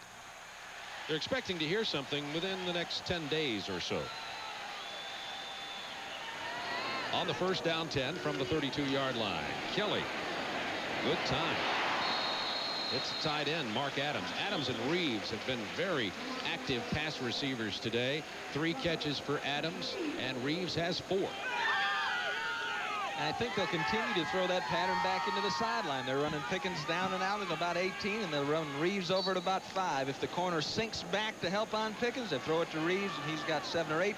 If he sucks up on Reeves, it's in over the top to Pickens for 15. That was Aaron Hayden knocked down the backfield short, and well, he got a little yardage, I guess, short of the first down to bring up 3rd down short yardage. Mike Chalinsky, number 98, made the stop. He's a transfer from University of Pittsburgh to UCLA. And some say he might be the best defensive lineman in the Pac-10. You know, he had problems with his shoulder, and it really limited his effectiveness last year, but they've got that all taken care of. Hard-working guy with all the skills. 3rd down and 1. Tennessee in the power formation. Hayden stretches it out there. Let's see if they give him the placement of the ball. If they do, it'll be a 1st down. It's going to be close. May have to measure. University of Tennessee leading 23-9, 11th ranked in the country coming into today's game. UCLA ranked at 21 after beating BYU in their opening. There are those who think the Pac-10 is the strongest conference in America this year. The SEC is ranked by one of the publications, a weekly football publication, as the 2nd best, with the Big Ten being 3rd. I'm not sure. I do know the Pac-10, Tim, this year does have several teams that have come in there to be good, like Washington, California, UCLA, Arizona State. There's a volunteer schedule, and they got a load this time. Johnny Majors, we asked him if he worried about the probation, worried about the schedule, and John quoted the Bible. He says, "Sufficient unto the day is the evil thereof." So let's not worry about that. We got to think about UCLA. So we'll talk about the schedule one at a time. Tennessee doesn't get the 1st down. Hutton comes in to punt. Not a very good one. LaRose calls for the fair catch at the 26. Plenty of time in the game. 11:22 to go. Tennessee 23, UCLA 9.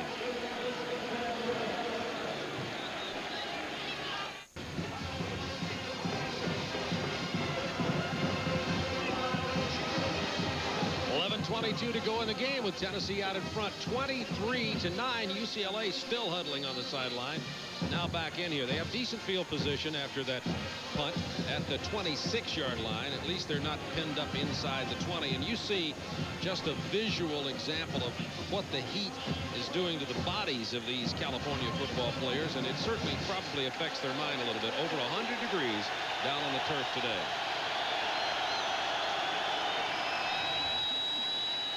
Maddox hits a screen. It's developed pretty well. Very well. Kevin Williams. Nobody will catch him. Oh, they set that up beautifully. A touchdown screen pass to Kevin Williams for 74 yards. That quietened this 97,000 crowd here. It sure did. I was watching La Chapelle on that one, and he was kind of cutting across and then kind of eased up and tried to, do like a receiver block on a couple of people. All of a sudden, whoo, Williams went flashing by. What's this? Great call here. See Chapelle coming across the street, your screen there. Wilder gets a good block, knocks Fields out, and then one block, and they're off and running. Look at that guy. I know Terry Donahue is happy to see that, as are all UCLA supporters. Kevin Williams coming alive. Point after attempt by Perez. He's missed them before. Doesn't miss this one. And it is 24-16. UCLA back in this game with 11:06 to go. And by the way, our West Coast viewers, you're happier now, I know, and it's also afternoon. Good afternoon. Up until this last play, Maddox had 74 yards in the air all day. He matches it on one throw to his running back, Kevin Williams. Let's look at it here. Screen pass, and they've had trouble developing the screen before because they're getting to people too quickly. Now, the tackle does a good job of keeping the end off of Maddox. These guys out in front, and they dump it out there to Williams, and you can hear the engines tooling up. Ooh, and he just accelerates down the field. Watch it. Here it comes. Let's hear it. Blast off. You're very talented verbally. A short high kickoff from UCLA. Comes down to the 10 to J.J. McCleskey. McCleskey down at the 24-yard line. Remember now, when Tennessee scored on the interception, everybody was so excited. Most people in the stands didn't even notice that they missed the point after. UCLA had gone for 2 earlier, so there was an 8-point spread. With that missed point after and UCLA's failed 2-point attempt, it is now a 7-point difference in this ball game. We talk about the heat. There it is. Was it 118? Yes, well, and that's got to be affecting UCLA more than it is Tennessee. Tennessee's used to this. UCLA's used to heat, but the humidity is what's killing them. Ron, you have a humidity gauge on that thermometer down there? Temperature gauge? On the first down 10, this time a little bit of return favor. Garrett Greedy back in the face of Andy Kelly. Batting it down. You see the UCLA contingent. It's kind of funny here. There are 97,000 at Neyland Stadium today. There's a little corner down on near the field on one end of the side of the stands, and then a little corner up in the top. You see all the orange? Yeah. Just barely inside. Tom Smith, our director, giving us the color symbols there for you. Andy Kelly, no setbacks on second down 10. And pressure. Kelly chased out of bounds at the 25-yard line.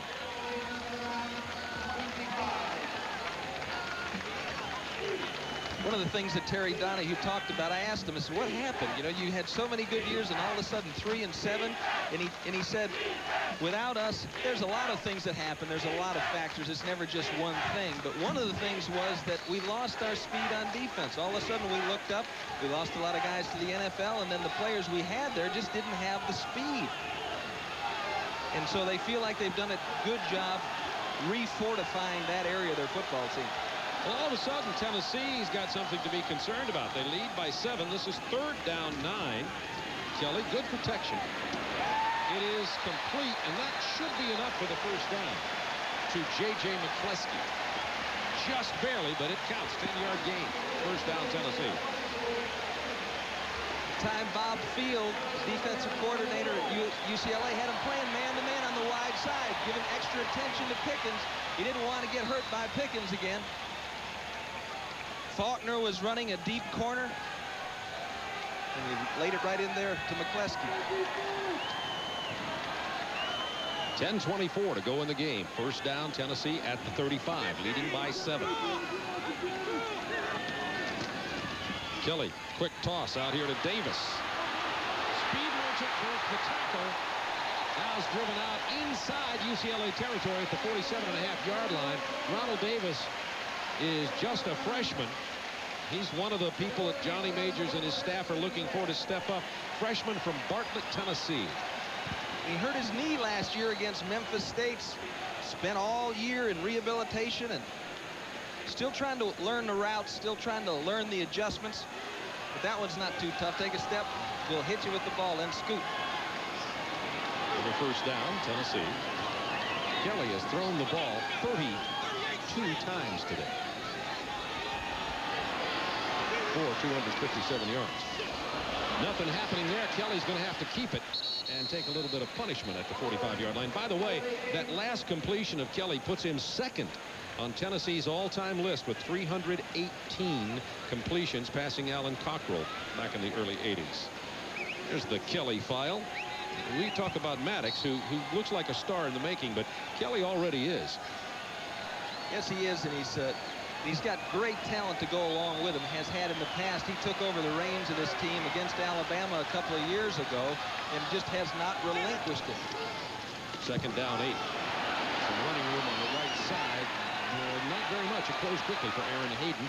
Marvin Goodwin came up to make the play. There's a Johnny Majors really likes his true freshman that he's got in here to hopefully replace Kelly someday by the name of Heath Schuler from North Carolina, Tim. Yeah, he talked about him. Did you see his eyes started to glow a little bit more when he started talking about him? What do you think of Heath Schuler, your freshman? Oh, you know, but yeah, the eyes told the story. Third down 6.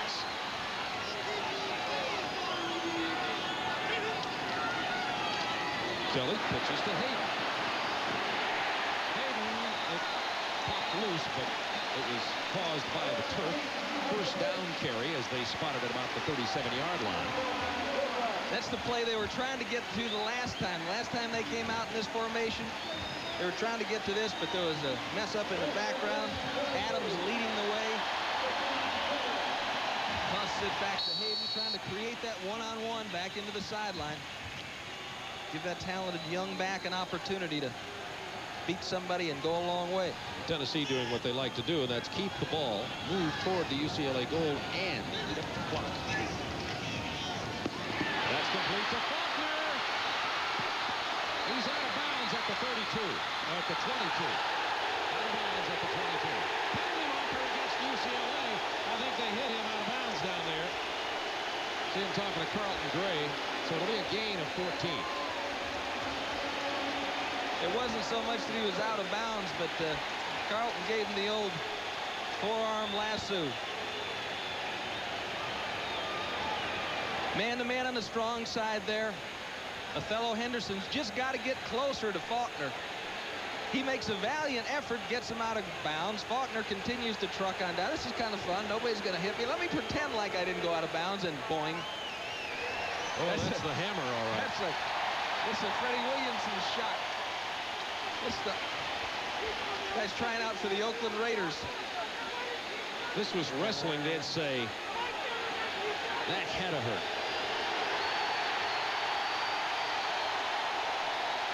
It hurt UCLA. They moved it down to the 12. First down, Tennessee.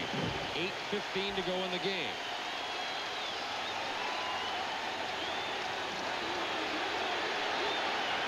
Terry Donahue on the field, arguing with the official.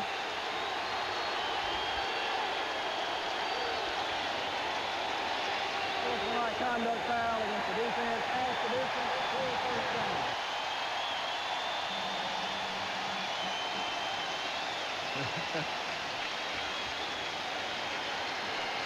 Actually, they moved it even further to make it half the distance, and they'll spot it at the 7-yard line. And Terry Donahue is one of the calmest men in football. And he is obviously upset. He's upset with some of the performance of the team. He's upset with the call and trying to do anything he can to rile them up. And called it. Stewart. Big, tough running back, but he can't get by 5 UCLA defenders. Down at the 5. Othello Henderson first to hit him. Garrett Greedy came over there and cleaned up on him. Everybody slow to get up at this point in this game. You saw the thermometer.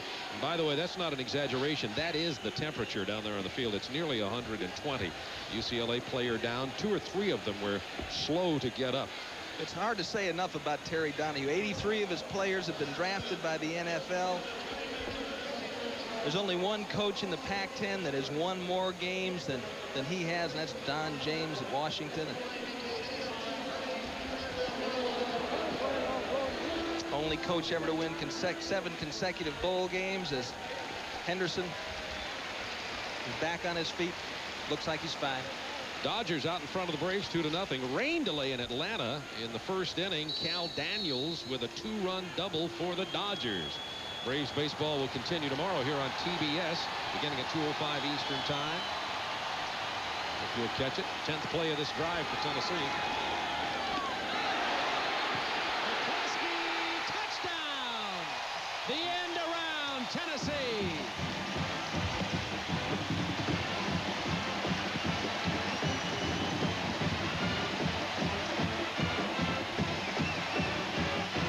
Sure dampened the spirit of UCLA. They came back and got the 74-yard touchdown bomb, and Tennessee just came back and hammered it right down the field for the touchdown. 29-16, 7:44 to go in the ball game.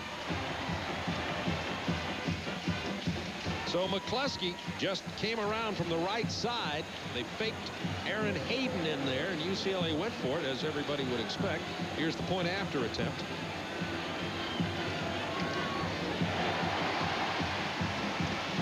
This one is good. And that was Joey Chapman, as Johnny Majors keeps looking for a kicker who can be consistent. Well, you know, the defense is going to be aggressive here in this situation. And here's the guy that makes the block. They're going to run him coming this way. McCluskey into the end zone for a touchdown. Good block by offensive right guard. Lead the way around there. That's 55. That's Patterson. Great job. J.J. scores. You see how hot it is. They've decked their coats at Tennessee. Tennessee leads it 30-16. Sean Wills is back deep. Chapman. This one will probably be the play, but he'll touch it back, and they'll bring it out to the 20. No time off the clock. 7:44 to go. Tennessee moves out in front now by 14 points. 75 yards in 10 plays. Nearly 3.5 minutes, and McCluskey took it on the end around on the 4-yard touchdown run.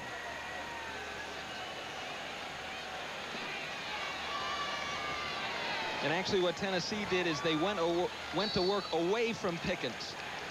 UCLA set up defensively. They needed help on Pickens. And they had trouble then on the strong side to the wide side of the field, the 2 receiver side of the field. From the 20, first down, 10. Maddox, 13 of 26 for 148 yards today. A little more time to throw. 6, 7, 8 yards on that reception by Sean LaChapelle out near the 30-yard line to the 28. 7:33 as the clock ticks down. You know, UCLA can score quickly, as we saw in that 74-yard strike before. Last week, 4 of the UCLA TDs versus BYU came from outside 60 yards, and all were under 4 minutes. They can strike quickly, as you saw.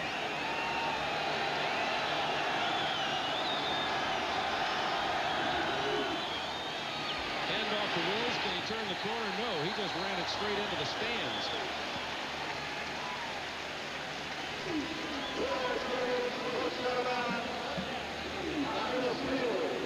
He loses a yard or 2 on that play. Stop the clock at 7:07. UCLA does have all 3 timeouts remaining. Tennessee 2. Well, we certainly saw him score quickly here this afternoon. Give it to Williams. It doesn't take him long to run 70 yards unless he gets some people in his way. Big pressure from this Tennessee defense. So pass rush has been the name of the game here this afternoon. A lot of it for Tennessee, not a lot of it for UCLA. 3rd down 4 for Maddox out of the drop back. Short of the first down goes Kevin Williams. They'll lock him down about the 29-yard line. By the way, we've learned why they moved the penalty even closer to the UCLA goal line down there after the unsportsmanlike call against UCLA. The heated argument from their head coach Terry Donahue drew another penalty, and that's why they got the half the distance. So Terry Donahue himself was penalized. UCLA had 2 half the distance penalties last time. That's why Tennessee had it so close to the goal line. And I thought that was what happened, but I certainly wanted to be clear on that. I bet that's the first one that Terry's ever got. Kyler into the hands of Pickens at the 35. Not too wise a move there, but there's the confidence of Carl Pickens. He said, yeah, you're all down here. I'm surrounded. I can still outrun all of you. 91 Jason Green made the stop at the ball at the 32. Returning punts can be a lonely job.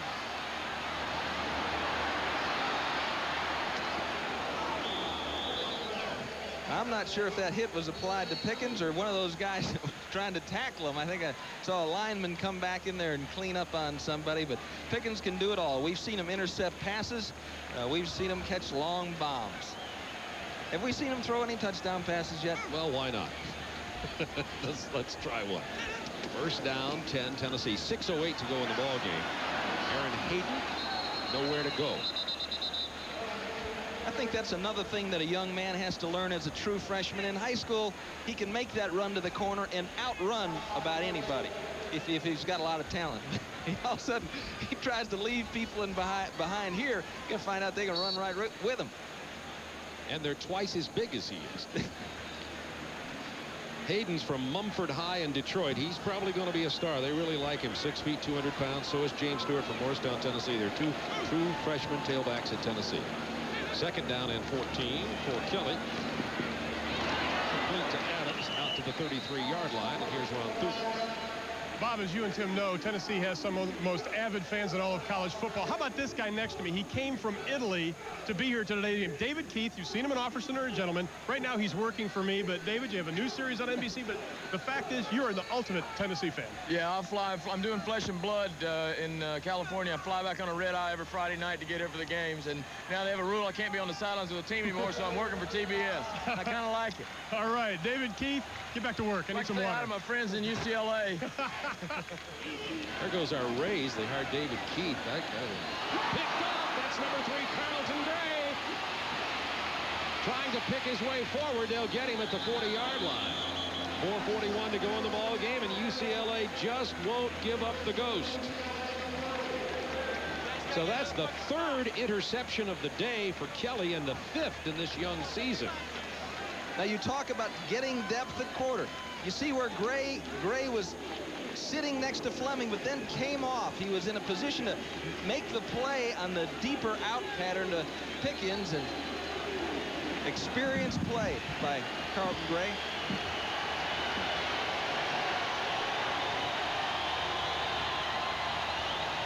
On the first down, the play fake, the short toss, that's Kevin Smith. Down inside the 35 to the 33. It's a 14-point spread right now.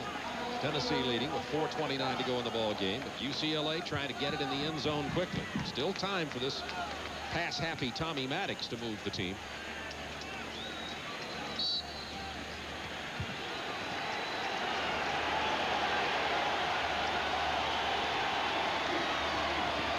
In the pocket, man open, complete at the 20-yard line, and down to the 11-yard line goes Michael Moore. That'll stop the clock in time to move the sticks. Great throw. That was Jeremy Lincoln standing right next to him. I didn't think he was going to be able to stick this one in here. You're getting to the time in the game where you have to take some chances. Look at that. What a super throw. Good catch by Michael Moore, and here we go on the 12-yard line. First and 10. You betcha. Out of the shotgun. Fade into the end zone. Is it an interception? No, it's incomplete, even though it ended in the hands of Jeremy Lincoln. He came down out of bounds, so he does not get the interception. UCLA stays alive. And another fine job by this time a fine job by Jeremy Lincoln. I'm never quite certain why little itty-bitty defensive backs will go up and stand next to a big wide receiver and then try to run down the field with him. Lincoln wasn't right in his face. He was off a little bit, was able to backpedal and then get good vision on the ball. You see that? Goes up. Makes an excellent attempt at the ball, to bring that ball down in bounds. Second down 10 from the 12. Short Hobson, incomplete. Third down, intended for Paul Richardson. We were talking about Maddox's ability to lead this team from behind. Last year in the fourth quarter versus Stanford, he went 9 for 9, 175 yards and a TD in a 32-31 comeback win. So he can get hot. They kicked the winning field goal with 1 second left in the game. This is a big one here, third down 10. They're in obviously 4-down situation at this point in the game, trailing by 14. It is complete, short of the first down, I think. Remember, it was 1st and 10 from the 12. Let's see where they spot the forward progress of Sean LaChapelle. Takes that step to the left just to try to draw the linebacker a step. LaChapelle turns in. Let's watch him work here. In the split end position, Lincoln backing off, has help inside. Before Bennett can get there, Maddox delivers the ball. So yards short of the first down, 4th down, and 1.5 for the first down, and 2.5 for the touchdown. And we've got a timeout down on the field. That'll stop the clock with 3:03. And this ball game for UCLA is down to this play. Tennessee's leading at 30-16, 3:03 to go in the ball game. 4th down and 1.5 yards for the first down. 3.5 for the touchdown for the Bruins of UCLA. They came with an option against BYU, but they're certainly not in that formation now. Maddox, tremendous pressure, got it away. Almost, but not quite. intended for Paul Richardson. The last bullet in the UCLA gun misfires. That was amazing. He was under tremendous pressure, and watch the velocity. Well, he wants LaChapelle. Fuller's in his face. He really has no shot at it. Tries to get it back to Richardson. Good coverage by the Tennessee corners. You see LaChapelle and Richardson are across. That ball is supposed to be delivered earlier than that, obviously, but Fuller was right up the middle. He made a great adjustment. Richardson could have made that catch. Short-armed it a little bit. Fantastic adjustment by Matt. Look at that quickness, and look what he got on a ball. Tennessee now content to just run it up the middle to Aaron Hayden out across the 5-yard line with 2:50 to go in the ball game, and UCLA with 2 timeouts, but down by 14 points now. They needed that one before the timeouts really became significant. And they're going to stop the clock. See, you don't have to play excellent pass defense if you got great pressure. I mean, you can take chances, and you can let the receiver separate from you a little bit if you've got the kind of pressure that Tommy Maddox has been dealing with all afternoon from this Tennessee front line. And again, it's not a deficiency on the UCLA's offensive line part. They'd like to do a better job, but this could be the best pass rush in the nation. 4 sacks today, 7 last week against UCLA, so that's 11 in 2 games. And Andy Kelly's had himself a whale of a day. 275 yards, 25 of 35, 1 TD. He has thrown 3 interceptions to give him 5 on the year, which is certainly... And Majors talks about him, says he's very unselfish, real low-key, spreads the credit, he accepts the blame. And just the thing with Andy, every once in a while he's going to come up with one and you'll think, where'd that come from? It's like the interception, the long interception he threw earlier in the game. That's just the opposite of television. In television, you spread the blame, accept the credit. I was just thinking. Yeah. 2nd down 7. Tennessee content to just run it down now. Aaron Hayden will just keep hammering it in there on the offensive line, and UCLA will stop the clock, and I think that'll be their last timeout. I'll double check the timeouts, but they shouldn't be significant save for a major Tennessee turnover. Yeah, that's all the UCLA timeouts.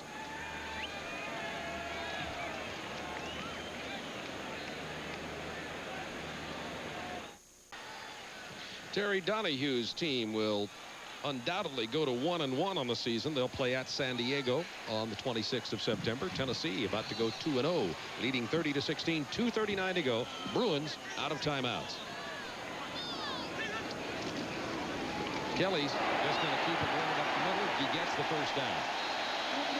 That was a significant first down, because obviously with the 3rd down and UCLA out of timeouts, the only way they could get and stop the clock would be to get the ball back.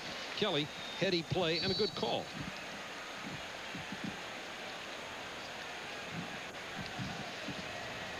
Philip Fulmer, the offensive coordinator here at Tennessee, offensive line coach, has got to be happy with the progress of his offense. I think that they have discovered Faulkner. I think they knew that he had the ability, but now defensive coordinators that they will play will know that he's got the ability, so they've got to be concerned about that. So you got Pickens over here, Faulkner over here, and these freshman running backs are starting to develop. Mario Brunson with the carry that time. Faulkner 7 catches today. He didn't have 1 reception against Louisville. And of course, Carl Pickens got the big 34-yard TD reception in the first quarter, put Tennessee out in front 7-0. Dale Carter, Tennessee's star safety, was ejected from the game for throwing a punch. We had been informed earlier he was out of the game because he had hurt his knee. The Tennessee sideline doctor told our Ron Thulin, though, that his knee was okay. He had simply been ejected. So we'll have to follow the Carter story, as Tim and I will be back here next week for Tennessee and Mississippi State next Saturday afternoon here in Knoxville. Hayden carrying again, time at 1:20, and the clock will just continue running as UCLA can't stop it now. When you defend a team like Tennessee, you want to take away what they do best. And Pickens hurt him in the 2nd possession, but it hasn't been real painful since then. As Terry Donahue looks on, and Bob Fields did that, the defensive coordinator, but Tennessee was good enough on the other side to beat them.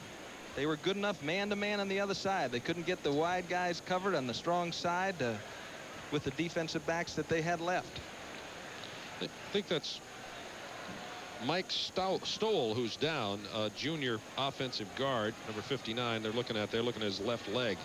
Tennessee, that's why the clock stopped with 1:12 to go, as Johnny Majors is running in some secondary players here. Terry Donahue talking to Rick Neuheisel. Is a great quarterback at UCLA, the walk-on who eventually earned a scholarship and owned some records himself.